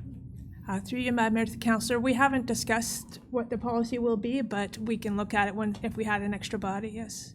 Okay, thank you. The other question is in the same report, about 3/4 of the way down, page 9 of 16 of the initial finance report.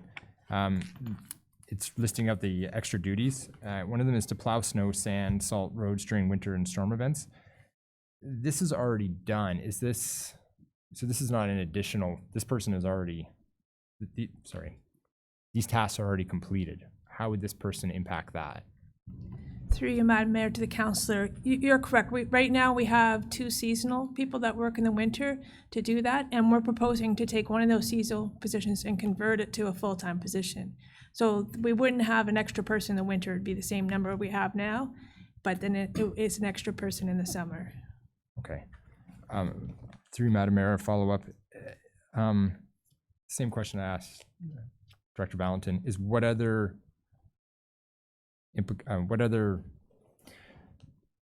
ideas have been put in place in that instead of hiring a new body that has a we're talking budget, has a large financial implication?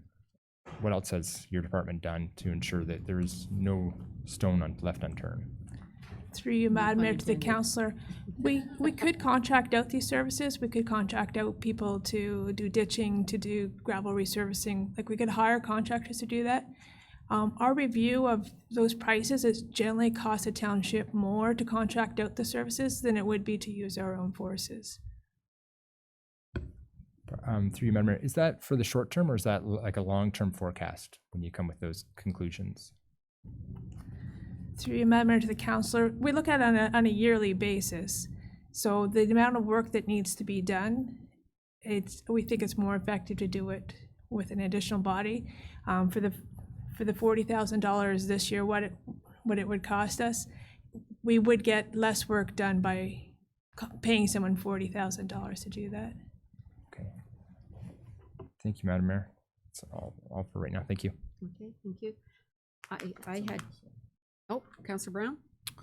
Through you, Madam Mayor, it was brought up, Director Coleman, so I hope you don't mind it. Just a quick question, for what it's worth. Item 2.7 on page 14 of the report, but it's not, I'll just make it quick. At the bottom of the page, you mentioned, or it is mentioned, $125,000 in the budget for gravel road resurfacing. So we take it from $600,000 to $725,000. Through you, Madam Mayor, that's correct. So what does $125,000 get us in gravel in terms of distance of road? Through you, Madam Mayor, to the councillor, it's approximately 1 kilometer road extra that we can do this year because of that extra funding. So we're going from, forgive me, we're going from 4, if my math is correct, 4 to 5 kilometers this year that we can do. That's correct. Thank you. Thank you. Councillor Kiesebrink. I'm sorry, did you have your hand up? You need a minute, okay. Councillor McDougall, you had another question? Okay, go ahead. I bet you it's mine. Okay, go ahead. No, you go ahead first, Madam Mayor. Thank you. All right, I had a question about the tree replacement in this age of addressing climate change. There's a $15,000 reduction in tree replacement. Can you please tell me all about that? So the tree replacement, we have done quite a bit of replacement over the last several years, mostly related to the emerald ash borer and ash trees. Our replacement program is typically when trees are dead or are dying, we take them out and replace them with other trees. So we've done, as I said, we've done quite a bit. We try to plant new trees when we can. We planted, I don't have the numbers, but we planted a lot in the last few years. We're actually, for new tree planting, we're finding troubles finding municipal land to plant trees on at this point. And the number of ash trees that we've been replacing has been declining a bit now too, because we have replaced so many. So this matches what our trend is over the last few years and how much we've been able to spend in the tree replacement budget. I did ask the question before, and it's my understanding that there have been a number of organizations that have offered tree planting. Scouts, I think, and other organizations. Would you like to comment on that, Mr. Frasca? To you, Madam Mayor. Yes, we've had scouts that come to us annually and ask for locations where they can plant various trees. Sometimes in around the, I want to say 100 to 200 donations we receive. Okay, thank you. And we do replace the ones on the boulevards. Is there any going to be done along Queen Street, for instance, or Water Street to help with cooling for climate change? I believe I asked for that. I'm not sure if it was in the capital budget. Planting through the downtown area on Queen Street is very challenging because it's all paved right now. And street trees, if they don't have enough soil mass for them we call them time trees. They only last for a certain length of time and then they will die. Water Street has more options because there's a park along most of it. And through the Waterfront Action Plan, when we start developing where things will go in the future, we can look for places that we could plant more trees along there for sure. And perhaps when we do Queen Street, was it next year or the year after when we redo Queen Street, we could look at that.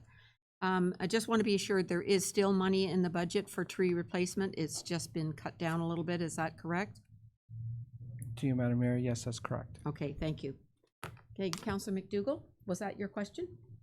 No, that was not my question, but thank you, Madam Mayor. I care deeply about trees, and being on the environmental committee, I was very happy last year at the Lake Stewards Day at the lake. We gave out, I don't know exactly how many trees, but I think it was about like 350 little seedlings. So, and they grow like whips once they take off. My question was to follow up on something that Councillor Ross had asked, and I believe it's through to Director Coleman. You suggested that you find that when we do $40,000 worth of public sector work versus $40,000 spent through a contractor, we get more value than what we'll get through a contractor. Is that correct? Through you, Madam Mayor. Director? Through you, Madam Mayor, to Councillor, yes. Sorry, so I guess I'm a little bashful, but I'm just thinking of MTO and contracting out their road services to Miller and some other areas that are tending to contract out some significant levels of municipal work or sizable workloads. And I'm looking at how we overall do business, and I look at our neighbor's municipality. I crunched our numbers on wages and benefits. Unfortunately, there's a significant difference between our wages and benefits where we are from us to Uxbridge, as well as with staffing numbers. So I'm just concerned with the staffing level increases. And I mean, last year when we had patching that needed to be done on, I believe it was Divots Road, it was contracted out. It was contracted out, it was done, and the workers are no longer here. So it's a one-time cost, and we can contract it out and then come back and look at whatever needs to be contracted out, and it goes to market at fair market value. So has that been a consideration? Director, I would assume that you did a cost analysis of contracting out and having our own person that's going from a seasonal to a full-time. You've done a cost analysis on that? Yes, I have, Madam Mayor. Also, if you compare our costs to our closest neighbor, Uxbridge, they have 325 kilometers of roads that they maintain, where we have 411. So we have almost 100 kilometers of road more than they do. So our costs will be higher because of that. Also, some things, we did add $60,000 to the budget this year for road patching, and that's because after this freeze-thaw cycle of the winter and spring, a lot of our roads need patching right away. So we can't, I'm not recommending we hire 20 new employees to do that. So that's something that it's more cost-effective to do by a contractor. It's a short-term thing that needs to be done, probably over a one-month period. So in that case, we think it's more effective to use a contractor. So we look at the work, what needs to be done, and which way it's more effective. Okay. Mr. CAO, did you have something you want to say? Oh, thank you, Madam Mayor. Just with respect to the, it's difficult to compare municipalities to municipalities. It's like comparing an apples to apples, a red apple to a green apple. Talking about that earlier today. But I can tell you that on the staffing side, take into account that Uxbridge uses consultants for, as we were just discussing now, for some staff members that we have. That might be one of the reasons there's a difference in the budget. For instance, they contract out, I think, all their planning work. They have one planning tech and they contract the rest out. They have a consultant who is their principal planner and they pay that planning firm for that service. They also contract out their IT. And if you remember, we went through that exercise and found that it was more cost effective to have internal IT. We actually saved money from the contract we were paying. Additionally, we have an HR person, yes, a full-time HR person. We also have a union, and Uxbridge only have union staff, as you know, outside workers and not inside. And they pay for HR services as they need it. It's my understanding. And then, of course, you know yourself, there's a difference in the fire. We have unionized fire and 5 full-time fire staff. I believe they have 2. The other thing is that I know from speaking with the previous CAO that Uxbridge just went through a salary review of non-unionized positions, similar to what the township did a year and a half ago. That was completed in the fall. I'm not sure where they are in terms of the implementation of that, but they, had a look at our documents. They shared their documents pretty much in keeping with where we are, but will end up being an increase in their salary dollars if they move forward with that. And then if you're going to compare other municipalities, when we did the long-range staffing forecast, we did provide council with a comparable group, as you remember. And there are, we're at the bottom. Yes, Uxbridge is a little bit lower than us, but we're at the bottom of the 2, 4, 6, 8, 10, 12 municipalities that we surveyed, and considerably lower than comparables like Port Hope, East Gwillimbury, King Township, which have similar populations. So I just want you to keep that in mind. It's difficult to compare that way. Councilor Guido made that observation earlier today, where we're unique. Every municipality is unique. Okay. Anything further on that? Okay. Councilor Keysbank.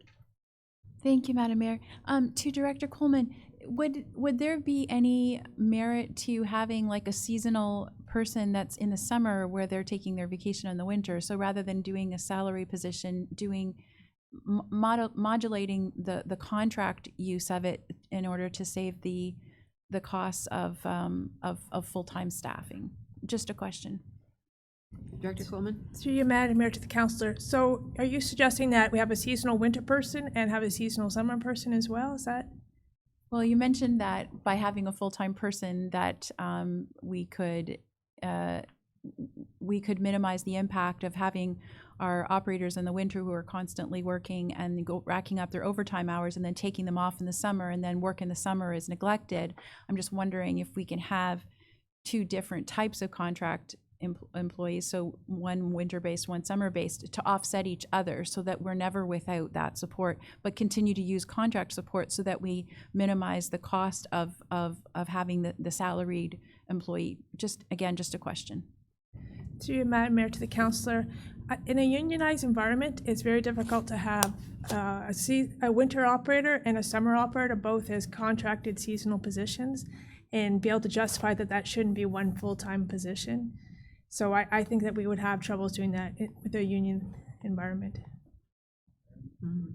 Mr. CAO? I could just clarify for you, Councillor, that the collective agreement stipulates a 7-month maximum temporary position. Yep. Okay. Anything further?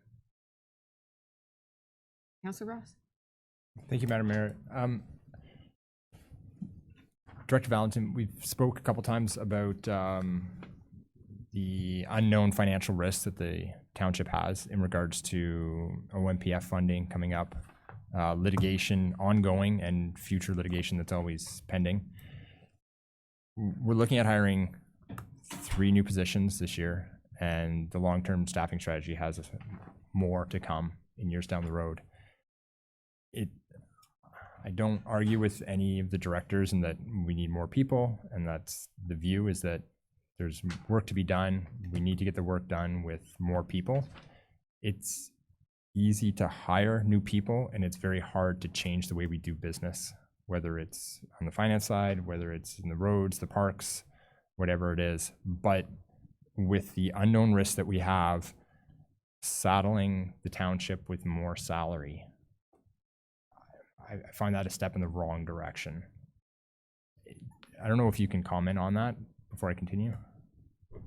Go ahead. I can try, through you, Madam Mayor. I think what our CAO had mentioned earlier is that when a position does become vacant, we have that ability to not fill it if that becomes an issue.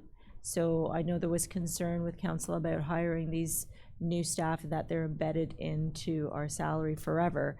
But as mentioned, if and when these positions do come vacant, they do not need to be filled if it doesn't justify the position. There are definitely always going to be challenges that are put forth. The new legislation, as you mentioned, the OMPF funding. Now, the government has mentioned they have confirmed our amount for this year, and they've confirmed that they are not looking to make any changes for 2021.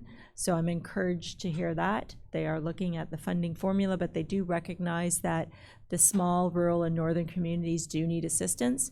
We don't simply have the assessment base that some of the southern communities do in larger municipalities. But these are always things that are going to come up in that, through budgets and through different ways of doing our business that we would have to deal with or stick handle at that point in time. Thank you for that. I think, through you, Madam Mayor, I think it's, I understand that we don't need to fill them. It's difficult, though. I think it's human nature is that once you're used to something, it's hard to get rid of, take a step back. Once we have a person in that place and they're doing their job, to say, hey, we no longer want that person. We often have that in budget discussions, and it's, well, if we don't do that, we're going to lose service. We're going to lose services. And I think it's important to identify which services those are, because when I talk to my residents and the people I'm representing today, is that they have a hard time swallowing this tax increase that we have coming this year, a very hard time.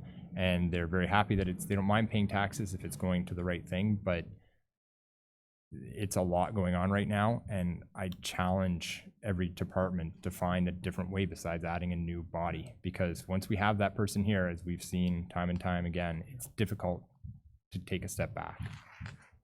So You want to okay. Sure. No, go ahead. If there, I have an amendment, but if there's a comment before that, it'd be appreciated. Thank you, through you, Madam Mayor, to council.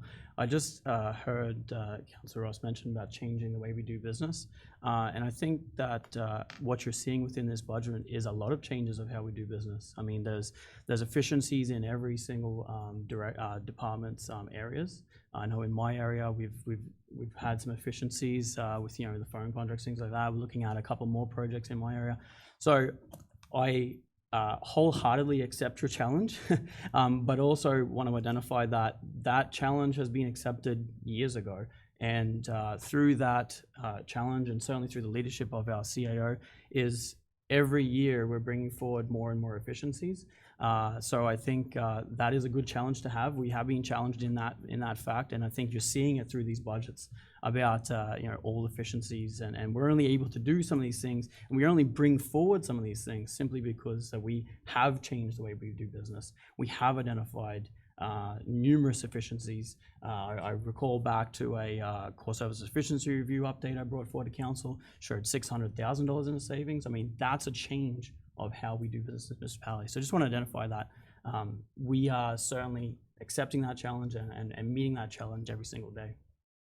Thank you, JP. I was going to make that comment too, is that like in this budget alone, there's $74,000 in efficiencies. We started this core services efficiency review a couple of years ago, and it's been motoring ahead. Sooner or later, that figure that we're able to make efficiencies on is gonna be lower because we've developed, we've acted on the low-hanging fruit, if you will, in the last few years. So, but staff is continuing to look for efficiencies, and we're on board for another chunk for next year's budget, things that are being worked on now, so that's be good. And don't forget, we're poised for growth, and you know, we got all these subdivisions coming on board. Hopefully, some industry coming in with our CIP and downtown. And you know, we have to be, there's a level of service expectation, as you well know, from our constituents, and they want that level kept up. So, Mr. CEO? Yeah, if I could, Madam Mayor, I just wanted to also indicate that the direction for staff with respect to these new staff positions, we're not bringing these forward unless we can cover the cost of these within the context of the budget. And we're not going to be a hit on the levy. So when you look at the cost of these staff members and you look at these almost $75,000 in efficiencies we found and the over $160,000 in increase in non-tax revenue, these positions are covered, I can't remember the percentage, but they're covered significantly. They're not a direct impact on the levy. They're being covered through efficiencies and user fees and non-tax revenue. And we wouldn't have brought them forward otherwise. We would just, that was the objective when we started the budget, and we achieved that. And then, of course, again, with a 2.2 CPI, we came in at 0.92. Remember that the budget before you today is 0.92 in a 2.2 environment. And our target was 1%. Councilor Guido, did I see your hand before there's an amendment made? Can I just finish? Oh, I just. Well, is it on this or what? Thank you, Madam Mayor. I don't want to overstep anyone. It was just in regards to what Councillor Kiesebrink, I believe, was starting to suggest with having a seasonal operator in summer and a seasonal operator in winter. And I believe I overheard that the union does not allow for anything over 7 months, but we would be suggesting 6 months if we were splitting the year. So would the union be more favorable if these seasonal contracts were 6 months and 6 months? Would like to address that. I'll see if Madam Mayor, if Carol has anything to add, but something that we turn our mind to all the time about how we can use the seasonal provisions of the collective agreement. So the struggle with that, and I can tell you the union would be, I know the union would be quick to challenge us, is that 2 6-month positions is one position. They would say that there's currently an operator that's doing that work, this summer work and this winter work. And what you've done is you're trying to circumvent the provisions of the collective agreement and hire 2 6-month people for a one-person job. They would grieve and we would lose. But realistically, we would be hiring one seasonal because we already have a seasonal person in the winter currently in staff, do we not? Madam Mayor, we would be hiring 2 seasonal people to do the work of one full-time person. And they would grieve and we would lose.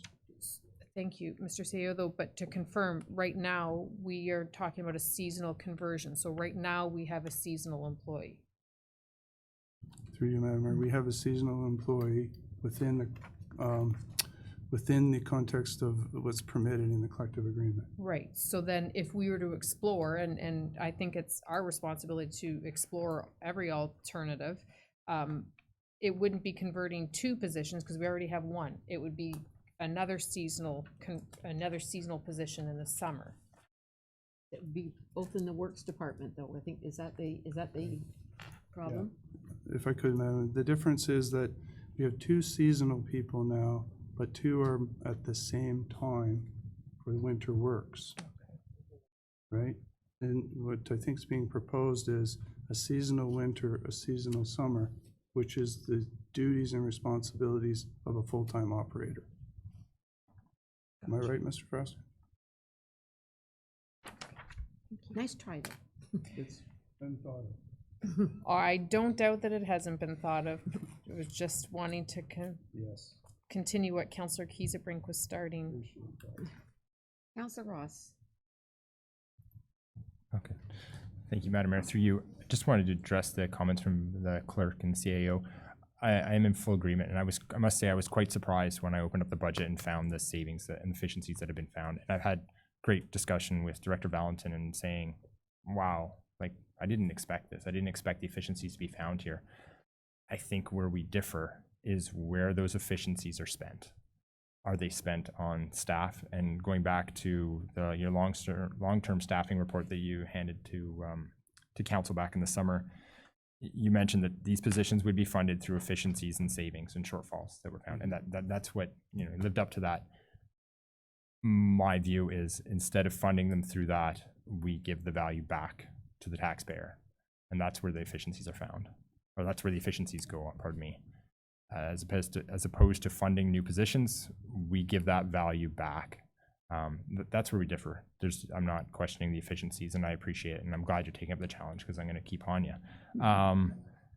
But at the end of the day, I think that's where it is that if we didn't find these efficiencies, we wouldn't be, based on what you've said, Mr. CAO, is that you wouldn't be asking for these positions had the efficiencies not been found. So what I'm saying is that we found the efficiencies, that great, but instead of passing them on to staff position, let's carry on and pass those on back to the taxpayer. They're going to get taxed a lot this year, and we need to give as much of a break as we can. CCO? Appreciate those comments, Councillor. Thank you. And I just wanted to reassure Council, it's in the very fabric of what we do. And we've already earmarked areas that we're going to be reviewing for next year. And we're confident we're going to find efficiencies. Maybe it's not 70,000, but we've got it. We know where there's some additional funds to be saved through reviewing practices and applying an efficiency and a modernization lens.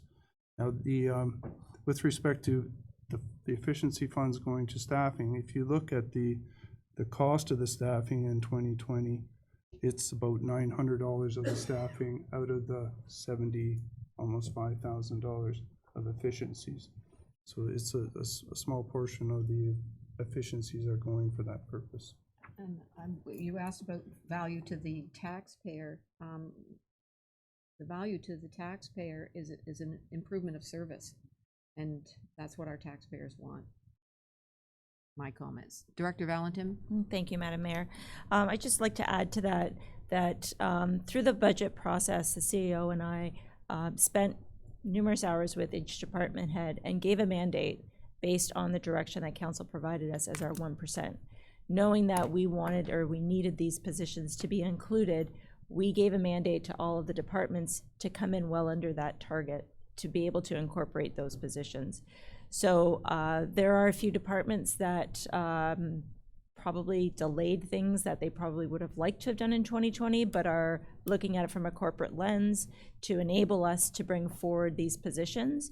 So they've put off those things to be able to come into this target, including these positions. Further, Councillor Ross? I do appreciate everyone's comments.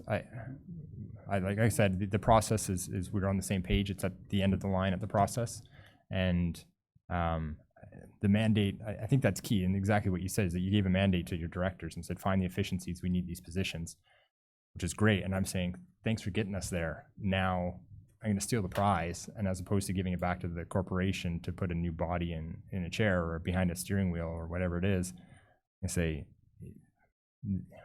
we are burdening the tax base enough as it is. And I understand that they want services, but we're not saying a decrease in services. There's cost benefit to everything. I'd like everything and a little bit more, but I know we can only afford so much. So that's where I'd like to make an amendment, but I honestly don't have a feeling for how council feels on this. So I know Councillor Watton has her hand up. So if it's in relation to this, I'd rather hear that before an amendment. Councillor Watton?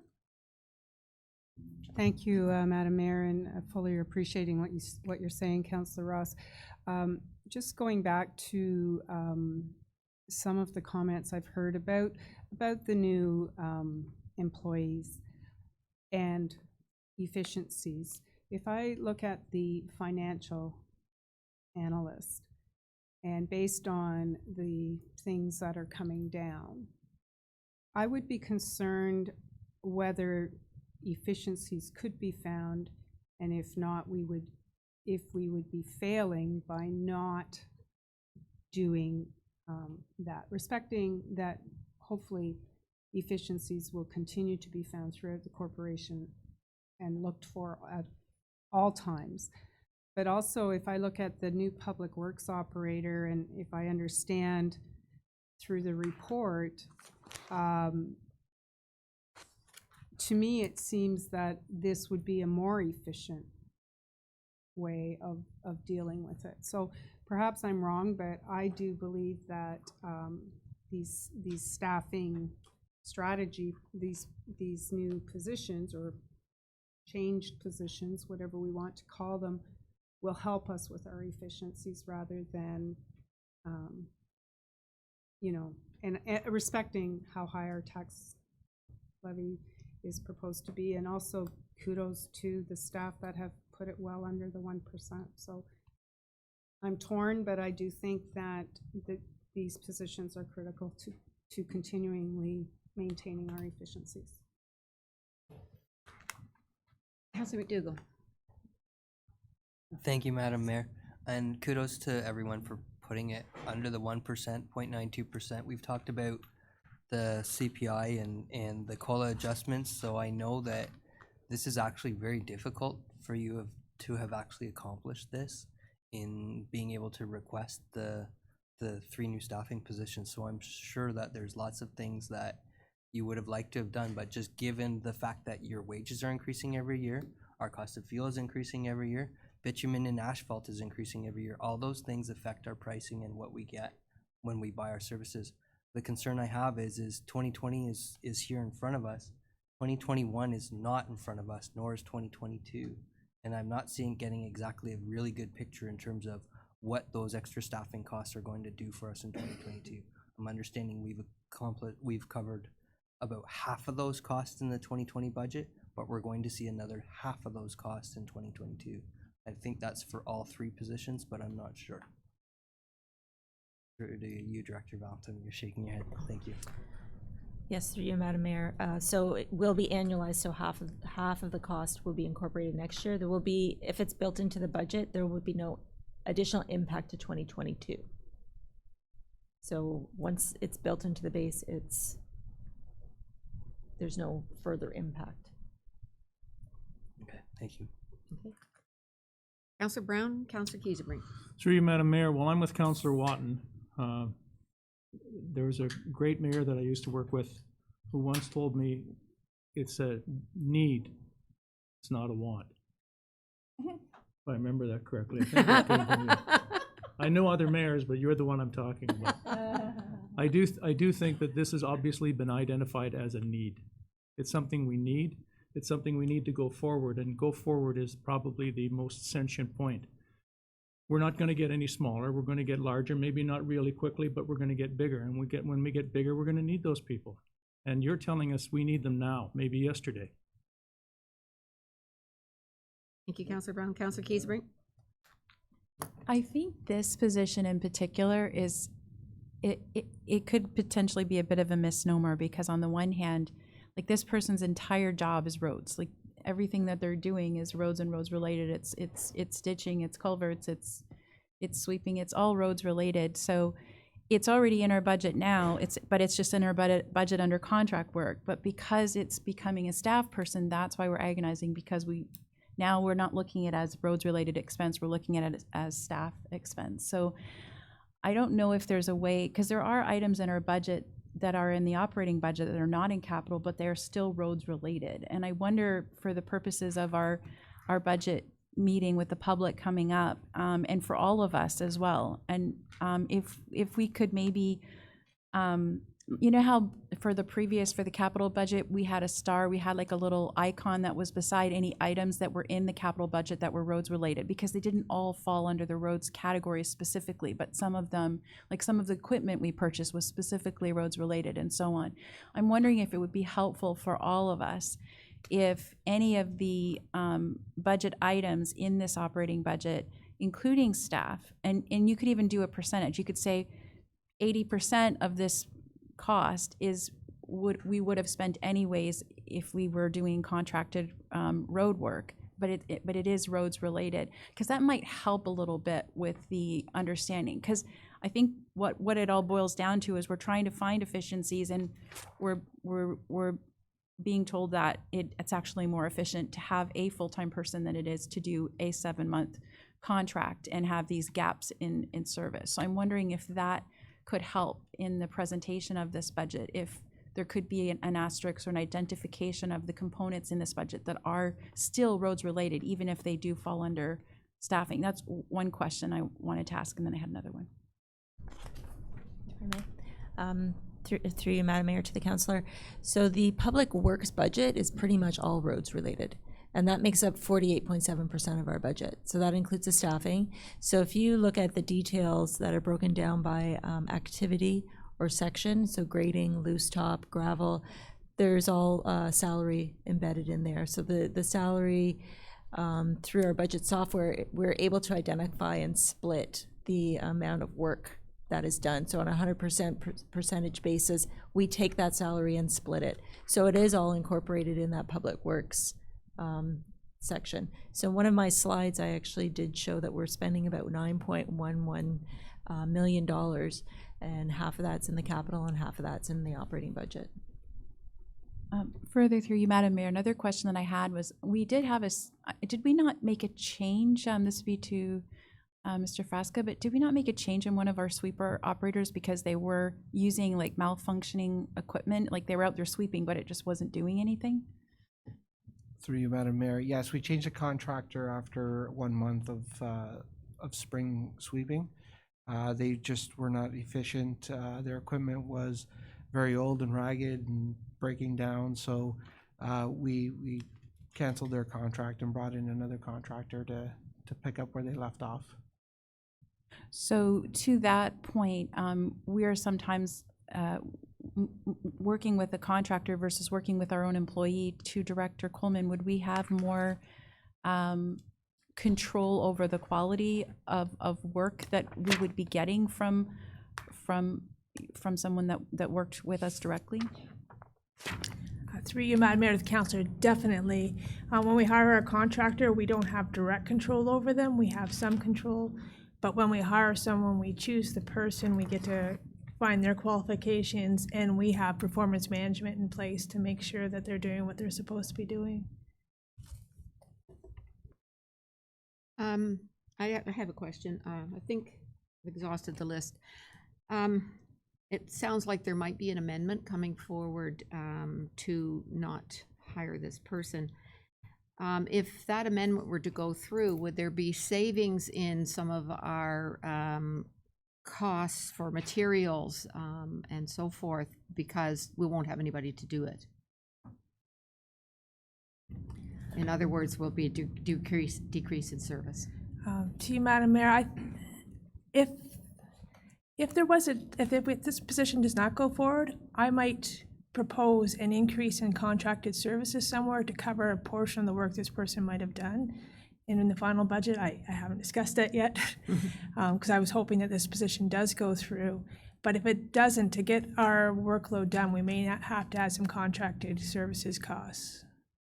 And would that equate to the costs that we're talking about now?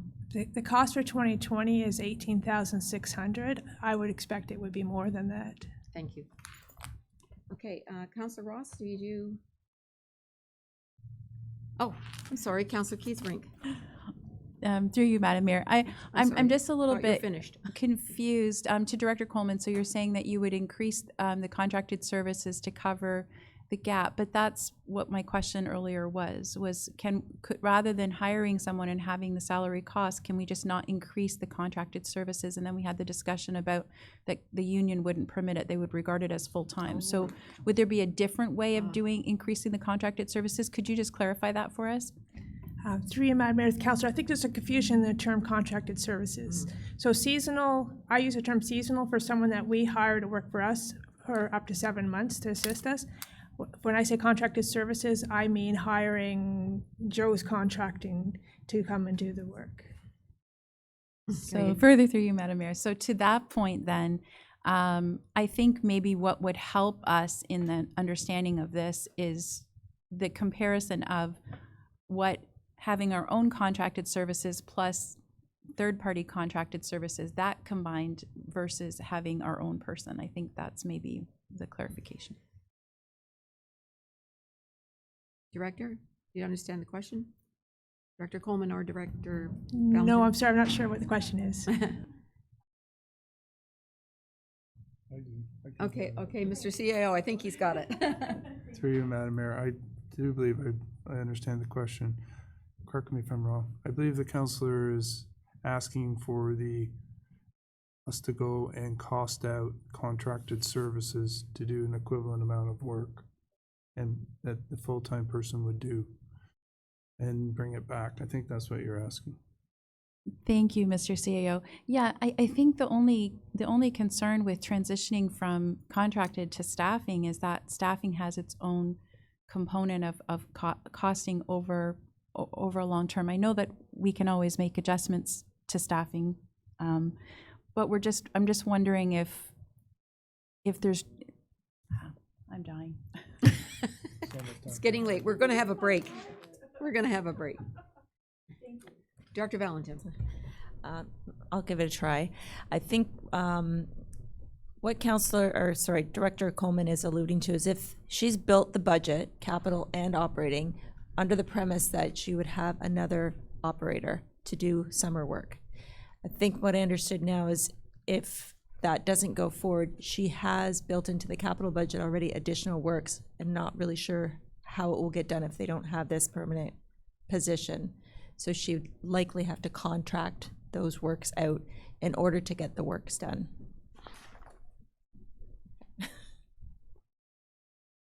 That's what I thought I said.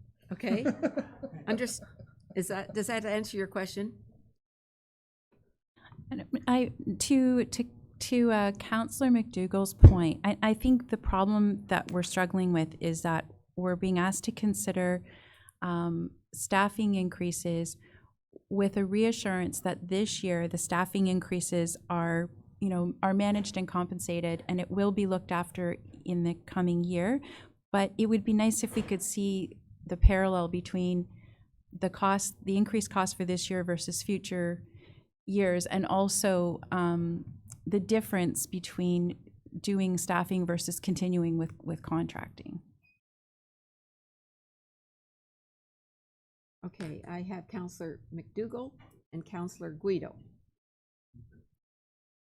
Did you want to make your amendment now, or do you want to wait to hear? Okay, Councillor McDougall. Thank you. To follow up, if that was a motion that Carol was making, I'd like to second it in terms of the contractor versus the employee. If it's not a motion, maybe that can be made. I'm just following up on what Councillor Brown had suggested, which is preparing for growth. This community's been preparing for growth for a long time. In 2006, census had us at 21,439 people. 2011, we had it us at 21,569 people. And in 2016, census had us at 21,617. I know that there's another number floating around from the region at 22,500. The long story short was, in 2008, we had a staff of 59. In 2019, we now have a staff of 66, but we haven't seen the growth that we've been talking about over a long period of time. We do see the staff increases over time. I do understand fully that business is more difficult. There's more legislative requirements. So there is reasons for staff creep, but At the same time, I want to keep a lens on it as to how many staff we actually need and as to can we supplement that with contracted services. That's all. Thank you. I'm sorry, Councillor Kesebrink, did I cut you off? Madam Mayor, I'm wondering if we could just have a break. Yes. Please. Yeah, everybody in agreement to have a break now? I was gonna wait till after this section, but it looks like it's going on and on, so. Okay, how about we'll have a break and return at 10 after. 5 after. Okay?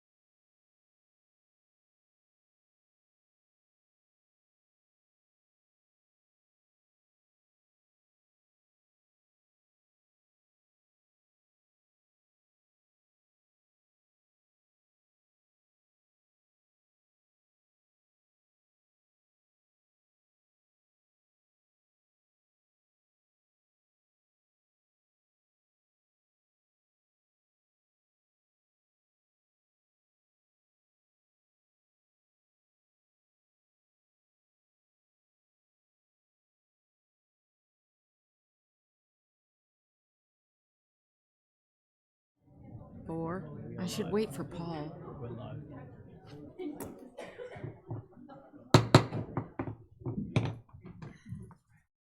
Okay, we'll bring this meeting back to order, and we are on tab 6, and I think I have exhausted the list so far. Councillor Ross, except for you. Thank you, Madam Mayor. I think with what council has spoken about recently in regards to contracting, I'm going to hold off on my amendment to see if we can get some cost comparisons between what a full-time employee will look like versus continuing and expanding perhaps on the contracting services in the time now between now and the final budget. So I will table that for now. Okay, so we'll leave it here for now and deal with it when we bring the final budget back. Is everybody in agreement with that? Okay, that's great. Anything else under tab 6? I think that was pretty well it. Everybody okay? Okay, we'll move on to tab 7, which is Community Services Parks. Questions? Councillor Ross. Thank you, Madam Mayor. Just a question to Director Coleman. Under other expenditures, the second line for $7,000 is a new zero-turn mower for 2020, as well as further down, it's 2 benches for splash pad. Just a question, these seem more like capital expenses than operating. Is there a reason they're showing up here and not in the other budget? Through you, Madam Mayor, to the councillor. Generally, expenses under $10,000 we put in operating, and capital expenses over $10,000 we put in capital. Is that just our policy, or is that standard accounting practice? Through Madam Mayor, that was what I was used to in my past practice. So there are often times that if there are several pieces of equipment coming forward, we could put them on one capital sheet if they're going to be purchased together. But these, we just figured that they could fit into the operating budget. Okay, thank you. Other question on the increased frequency of cleaning portable toilets in Palmer Park. Is that just an increase, or perhaps you can tell me what the increase is? I'm sorry, I couldn't hear the last part. Sorry, I'm just wondering the increase in the expenditure for the portable toilets. Can you just expand on why that is the increase? Through you, Madam Mayor, the councillor. So I believe we were cleaning once a week in the summer previously, and given the high usage of Palmer Park in the summer, we've increased the frequency to twice. So it's done, I believe, on Fridays and on Sunday mornings. Saturday, Sunday morning. So just to keep our park and facilities clean for our guests, visitors. I've had a lot of complaints about, yeah. Personal. Ew.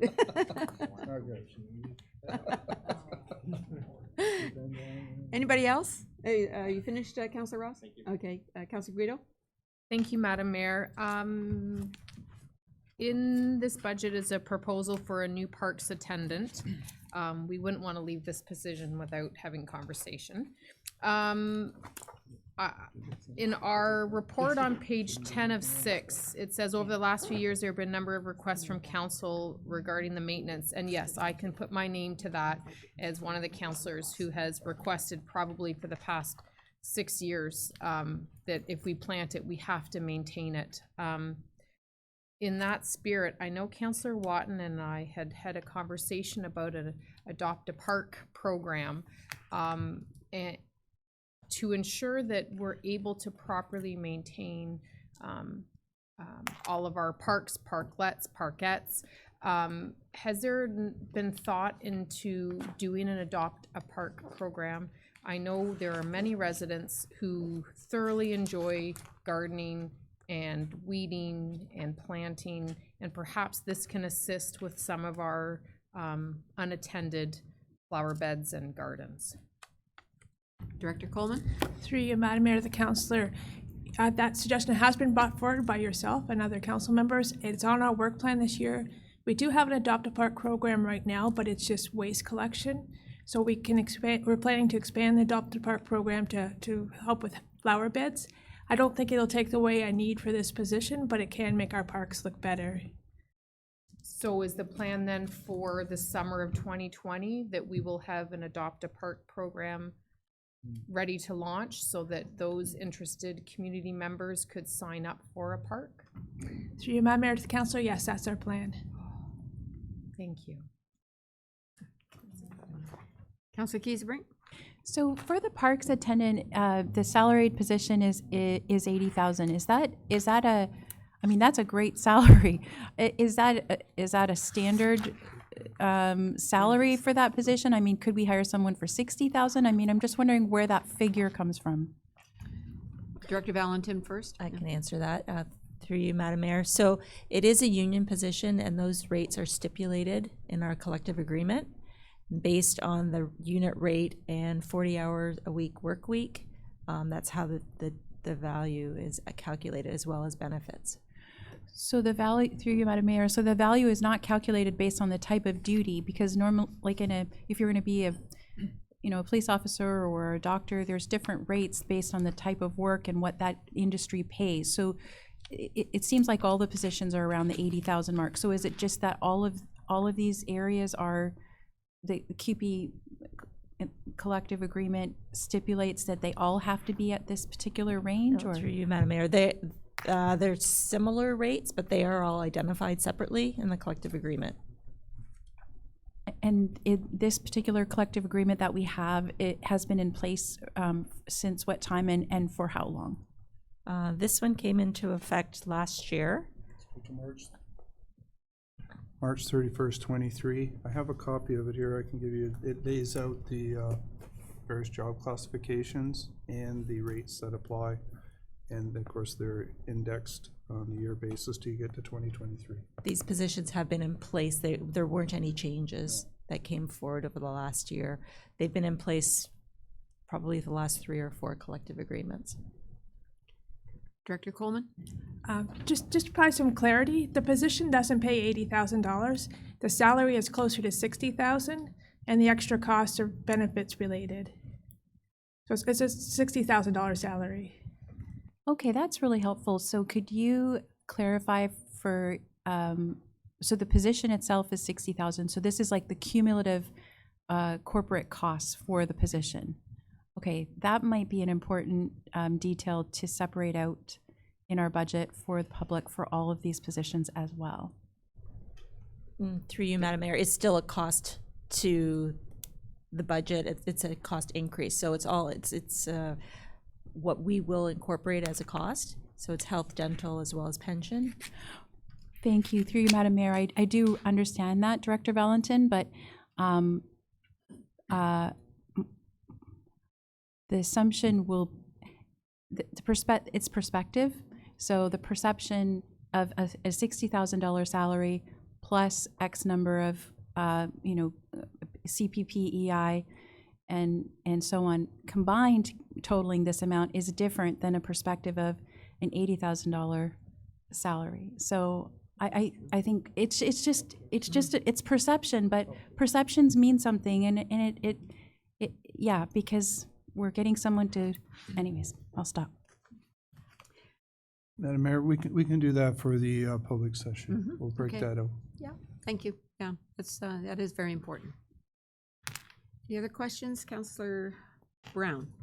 Through you, Madam Mayor, page 51 of the budget documents, operating budget, parks, vehicles, equipment was over budget, vehicles and equipment over budget in 2019 by $5,000. So it was over. Now we're budgeting for 21,000 more. Is that for a specific vehicle, or can you speak to what that pays for? Sorry, it's page 51. Through you, Madam Mayor. So that's just basically the all the equipment repairs that we have for our vehicles and small equipment. So our tractors, our mowers, all the maintenance that goes through with those pieces of equipment. And that's just what that number is. So we did have a higher number last season. So it's just subsequent, it's repairs, it's nothing new, it's No. just repairs and fuel. Director Coleman? Sorry, just to add to that, on page 47, it talks about the changes, And that does include replacing the truck sanding unit for $8,000, a zero-turn mower for $7,000, and an increase in fuel costs. Those are the main increases. Great, thank you. Okay. Anyone else? Councilor McDougall. Sorry. Yes, thank you, Madam Mayor. And your earlier question when you asked, is there anyone else, in terms of anyone else having complaints about the porta potties in Palmer Park? Yes, I've had complaints as well. Second to that, I was going to ask a question for Carol. In terms of the replacement of the zero-turn mower for $7,000, is that a brand new unit, or is that with our trade-in for $7,000? I own a zero-turn and I just. Through you, Madam Mayor, the councillor, that's a brand new unit. Wow. Okay. I had another question with regards to fuel and fuel tracking. We bought a fuel tracking system before. Do we have anywhere in the budget where it shows our annual fuel costs, be it at Public Works or at the parks level, that we'd be able to see the savings from the fuel tracking system? Mr. Frasca? Through you, Madam Mayor, that could be produced by department, what the tracking is for all fuel usage. Very good. I'm thinking as well from a cost perspective, but also from an environmental perspective. So that over time, given that we've seen a net decrease in utilities, net decrease in paper usage, it's a net decrease in the carbon footprint of the overall community as well. Thank you. Director Valentin? Thank you. And Director Coleman.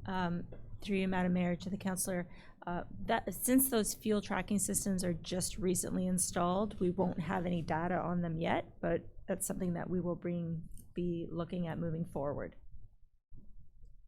Okay, Director Coleman? That was your point? Okay. Further? One other question I had was, it's on page 51 in my binder. It's just with regards to the tennis courts, and it talks about utilities. Is the municipality, do we pay the utilities for the lighting at the tennis courts? Is that what that's for? Director Valentin? Through you, Madam Mayor, yes, that's correct. Okay. And then, so the Joe Fowler washroom facility is a separate bill again? We get several bills. Sorry. Of course. So likely, yes. Okay, thank you. Okay. Anything else? Councilor McDougall, anything else? Okay, Councilor Ross? Thank you, through you, Madam Mayor. I just want to go back to the two park benches that I asked in regards to a capital expense. We just earlier spoken about perhaps a pride bench or something like that. And I know in the previous report from staff, it was around the $2,000 mark. Here we're looking at $2,700 for two benches. There's obviously a discrepancy there. We got two for the price of one here. Is it quality? Is it bulk offer? Maybe you can expand on that. Director Coleman? Through you, Madam Mayor, to the councillor, though the cost of the benches are about $2,000 each, I think that this number is not the full $4,000 because there was something else on that same line item that went down. So the increase is only $2,700 over what it was last year. The park benches will be more than, two of them will be more than $2,700. Sorry, I don't understand that. What? Maybe you can explain a different way. What would we lose? Through you, Madam Mayor, I don't know without looking in detail at the budget, but there could have been a picnic table or something else that we had in last year that we don't need to do this year. So that line item is park furnishings, and one would have gone down and the other gone up, and this is the net increase. Okay. Anything further on, this is tab 6? Councilor McDougall? Sorry, thank you. Just to touch base on what Councillor Kiesebrink had spoken about with in terms of the $80,000 a year towards the net pay for the parks position. I respect how busy they are. I respect the need in the parks for the maintenance. But in exploring the possibility for contracting work in the works department, I would like to see this explored as well. It is a $28 roughly an hour position at 40 hours a week or 40 hours a week. I'm just surprised that, whether it be contractor Joe, Bob, Brad, whoever, that they can't match that sort of pricing. Thank you. Director Coleman? Through you, Madam Mayor, to the councillor. Financially, I think this is the easiest one to understand. The cost between the savings we'll have from the salting of parking lots is about $84,000 a year. And so this is almost a net zero cost increase. And so this new person will be able to salt those parking lots, but then they'll be able to do lots of park work in the summer. So it's almost like getting a free summer person just for taking over that contracted services that we're now paying for. So we already have the cost benefit with that contracted work. Right now, we're paying $84,000 a year just to salt those parking lots, and we won't have to pay that, so that almost covers this position. Thank you. Further, do we have equipment that is idle for this operator to operate? Should they be hired? Or would we actually have to purchase new equipment, i.e. a tractor or loader or new truck or whatever? Through you, Madam Mayor, to the councillor, we have 2 one-ton pickup trucks, and one's right now used for the parking lot at the arena. And so this other truck, actually, it is used, our sidewalk operator goes and helps with that parking lot and then gets in a sidewalk tractor and does that. So we could have someone in both those trucks working, and we have 2 sidewalk plows, and they would both be used. So we don't need an additional piece of equipment. We have enough equipment. Okay, thank you. Director Coleman, or Director Valentin, according to what I see in front of me, this, by employing a parks attendant rather than contracting, it's a net savings of $14,300. Have I got that right? Yes, A net Mayor. savings. Yep. Okay, thank you. Any further questions on, what's this, tab 7? Nothing further? Okay, thank you. Tab 8. Recreation and Culture.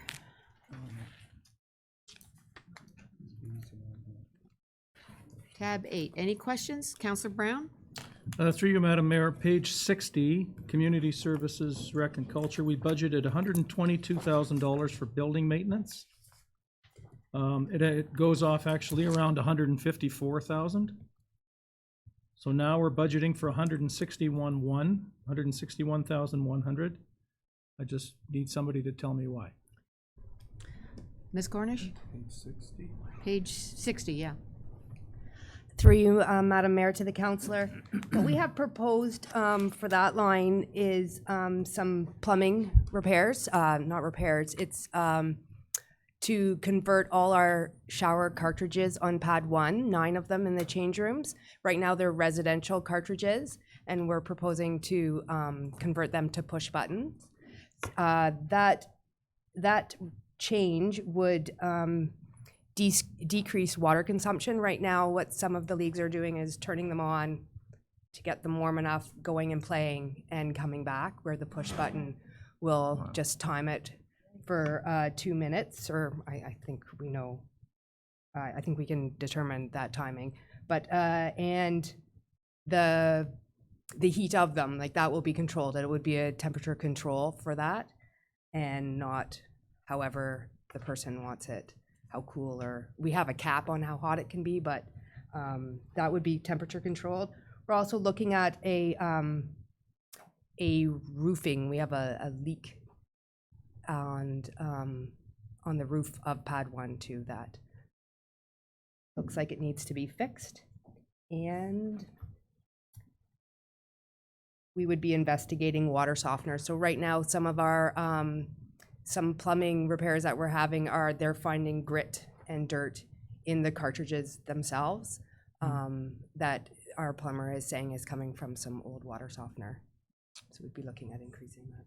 Director Valentin? Thank you, Madam Mayor. So I'll just add to that. The SCRC is an aging facility, so we have to ensure that we are keeping up with regular maintenance.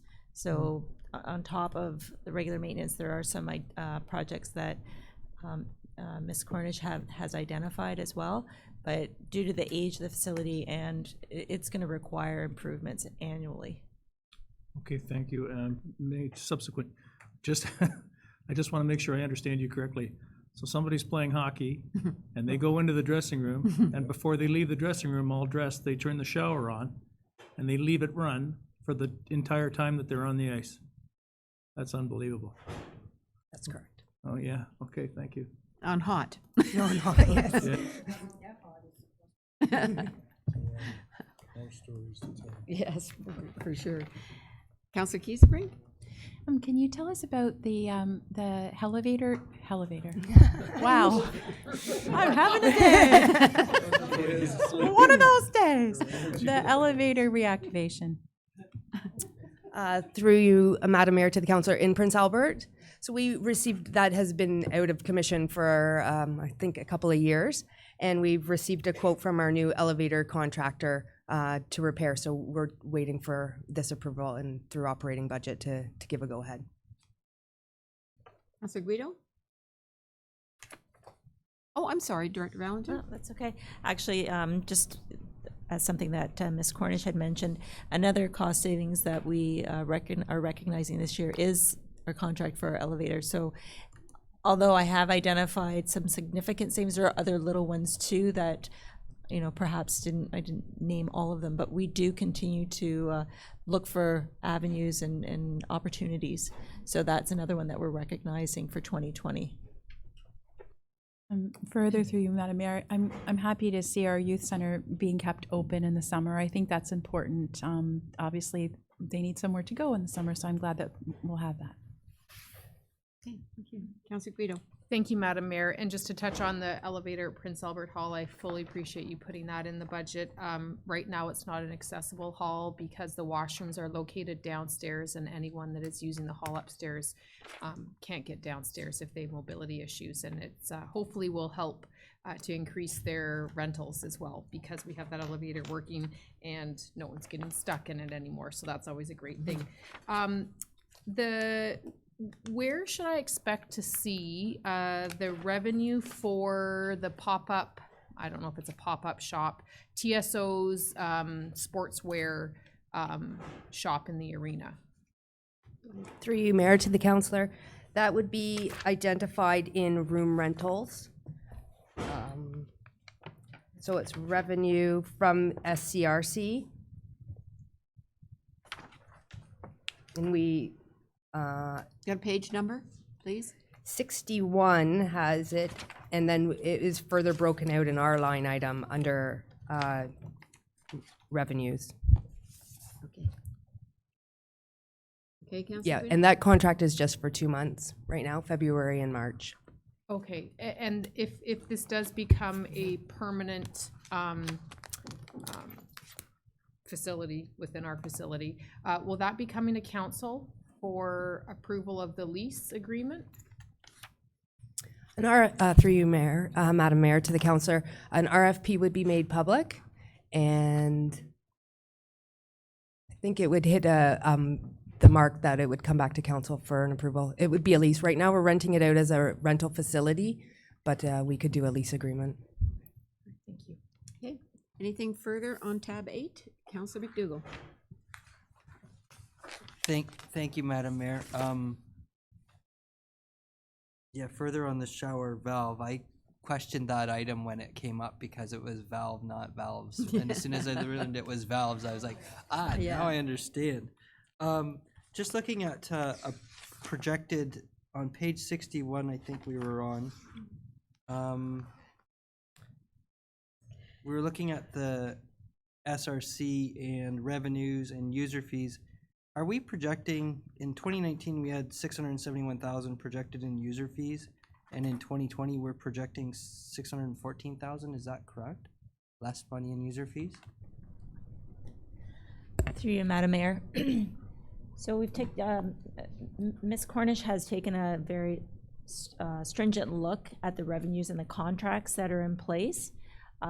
It appears that over the last couple of years, the budget on the revenues was a bit overstated. So based on the actuals that I had recognized the last couple of years, I questioned the difference between budget and actuals. So Ms. Cornish had taken a more thorough look at the contracts that are in place. So this is more of an appropriate budget number moving forward. So just further, and that's the same in the Blackstock Recreation Complex as well? Yes. Okay. And so that's not indicative of lower user fees in terms of Well, as far as the SCRC, the ICE rates were frozen, and we estimated that that's a loss of 23,500 in revenues. So I think that, Oh, as compared to budget. right. Okay. Very Okay. good. No, that's all. Thank you. Anything else, Counselor? No? No, I think that's all. Thank you. Okay. Counselor Keesebrink? Thank you, Madam Mayor. I'm just wondering if I'm seeing Town Hall 1873 on here. I'm just wondering in that figure, does that include repairing and replacing our bell and our bell tower? Through you, Madam Mayor. No, I believe the amount that's allocated here in the operating budget is strictly insurance. So the bell tower is in the capital budget. Okay. Anything else on tab 8? Okay, seeing none. Tab 9, I know Councillor Ross has to go at 5 o'clock. We just might make it. Tab 9, Development Services. Councillor Ross. Got a quick one. Under the change in overtime here, we have a $1,700 charge. Every other department that's in the negative by at least that much. I'm just wondering what's the function of this here? Through you, Madam Mayor. So this in part is our bylaw officers that actually go out to do ticketing for parking infractions and such. So we did look at the actual usage. So there was an increase that was required in this particular area. Further to you, Madam Mayor, are they not on a modified schedule in bylaw that overtime would be compensated by that? Through you, Madam Mayor, I believe so. Yes, they have modified schedule, but this is over and above that. Okay, thank you. I know, for instance, a few weeks ago, one of the big storms that we had, bylaw was out for 4 hours in the middle of the night, ticketing those people that were parked on the streets. You know, that's a big problem when we're trying to do snow plowing. And the more we let people get away with it, the more they're going to park there. So I kind of nip that in the bud. Okay, any other questions, Councillor McDougall? Thank you, Madam Mayor. Question with regards on bylaw page 72 in our book. Vehicles and equipment, there's $5,000 budgeted for that, and similarly down to repairs and maintenance. The vehicles, I believe, are purchased through capital. So is this vehicles repairs? Is that what we're looking at here? Through you, Madam Mayor, it would also include fuel usage, Okay. oil changes, anything that would be required, regular maintenance. And then through you, Madam Mayor, the repairs and maintenance line down below. Oh no, that's 2019. Never mind, skip that. Thank you. Okay. Anything else under tab 9? Councillor Keesebrink? Thank you, Madam Mayor. Could you talk about the Electrical Safety Authority? That is a new thing that was not in our budget before. Can you tell us more about that? Through you, Madam Mayor, I'm not sure if Director Heritage has any more information. It's my understanding that the ESA has come forward and said we need to have a licensing agreement with them to come in and do electrical work. So although we would hire an electrician to come in, that information all needs to be documented, and the ESA has now stipulated that we need to pay to have this agreement in place, and they will come and check all of the maintenance that's done by an electrician. Anything you'd like to add, Director Heritage? Through you, Madam Mayor, to the councillor, yes, the ESA comes in and monitors the situation, and as Director Valentin said, they check our records to see whether a qualified electrician has done the work. Is that more legislation? Yes.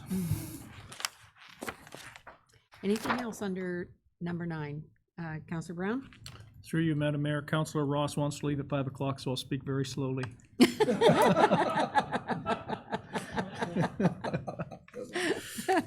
You talk too much, that's the problem. I just wanted to know, as regards insurance on page 69, and there's probably a very simple explanation, but I'm a simple guy, so that would work. Why the ask is up from 4,000 to 8,400 for insurance? Can I answer that through you, Madam Mayor? So there's two components to our insurance. There's our annual insurance premium, but then there's also claims. So all of the claims-based or deductibles were originally identified in Public Works area. However, you can notice that under the insurance line there, under budget neutral transfer, we transferred some of that budget from the Public Works area over to building, because there are some claims that are building related as well. Okay, great. Okay. Thank you. Anything further? Yes, thank you, Madam Mayor. Just looking at page 73 in our binder, and I'm just looking at specifically animal control. And I'm just thinking of creative staffing options where we have a line item for $182,900, which provides staffing in the animal control shelter through Uxbridge, which is significantly cheaper than their $287,000. So I like our half versus their half. So if there's anything we can do splitting, with, and we'll let Uxbridge pay for some of our staffing, that might be an option, especially in Ward 1, since we're right on the boundary. Comment? Through you, Madam Mayor, I believe part of their budget includes a transfer to a reserve. Oh. So we're just paying half of the operating costs. Which is our staff, or like half of the staff and the It's staff and any operating costs associated with running the facility. Okay. So it'd be half of utilities and such. And further to that, any new facility would be a different agreement from whatever we have today. I would assume that would have to be negotiated. Yeah, have to be negotiated, Yes. Okay, very good. Thank you. I'd like the negotiations to stay on this kind of ratio. Thank you. Anything further on tab 9? Councillor Kiesebrink? Thank you, Madam Mayor. I'm just wondering, this might be a question for Director Heritage, but so can you explain about the change with the signs and then developers putting up their own signs? There's a decrease in revenue associated with that? Through you, Madam Mayor, to the councillor. What the new practice is that the developers will be required to put up their own signs now, as opposed to us incurring an administrative costs in preparing signs, sending it out to the developer. They put the sign up and then reimburse us. So it's a far more streamlined process now. So are you talking about like the signs that would indicate like a zoning application has been submitted, the white signs with the black lettering? Is that the That's signs correct. we're talking about? That's the sign we're talking So about. the developer, do we provide like a sign company or something, but with certain particulars of how they have to be worded, and then they take care of everything now? Is that a change, or? Through you, Madam Mayor, to the councillor, yes, that's correct. Okay, thank you. Anything further? Okay, seeing none, we'll move on to tab 10. And Ms. Coughlin, you've waited all afternoon. Welcome. Any questions, comments, or amendments for tab 10? You've been waiting all day. It should be fine. Okay, Councillor Kiesebrink. Thank you, Madam Mayor. So can you tell us about your, I think there's 27,000 in payroll increases. Can you tell us about that? Yes, I can.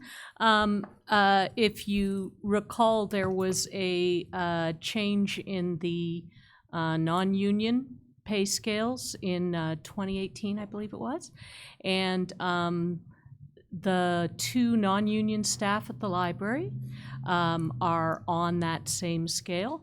And because we didn't have any efficiencies at the library, we were unable to maintain, the library is under pay equity, and part of our funding from the province is pay equity funding, so we have to maintain pay equity. So the board wasn't able to find the efficiencies in the first year to take those positions and make sure they were at the same level. But this year, because we were able to find the efficiencies in our new catalog system and we had the additional funds there, we were able to bring those two positions up to the level that they're supposed to be at. Thank you. Anything else for our CEO? No. You got, that's great. Thank you very much. Okay, we have now reached the end of the draft budget, and I think where's my agenda? So, with that being said, I'm looking for a motion to confirm the proceedings. Councillor Brown, seconder. Counselor Watton, all those in favor? And that's carried. Motion to adjourn. Counselor Guido, Counselor Kiesebrink, all those in favor? And that's carried. We got you out 15 minutes early. Counselor Ross.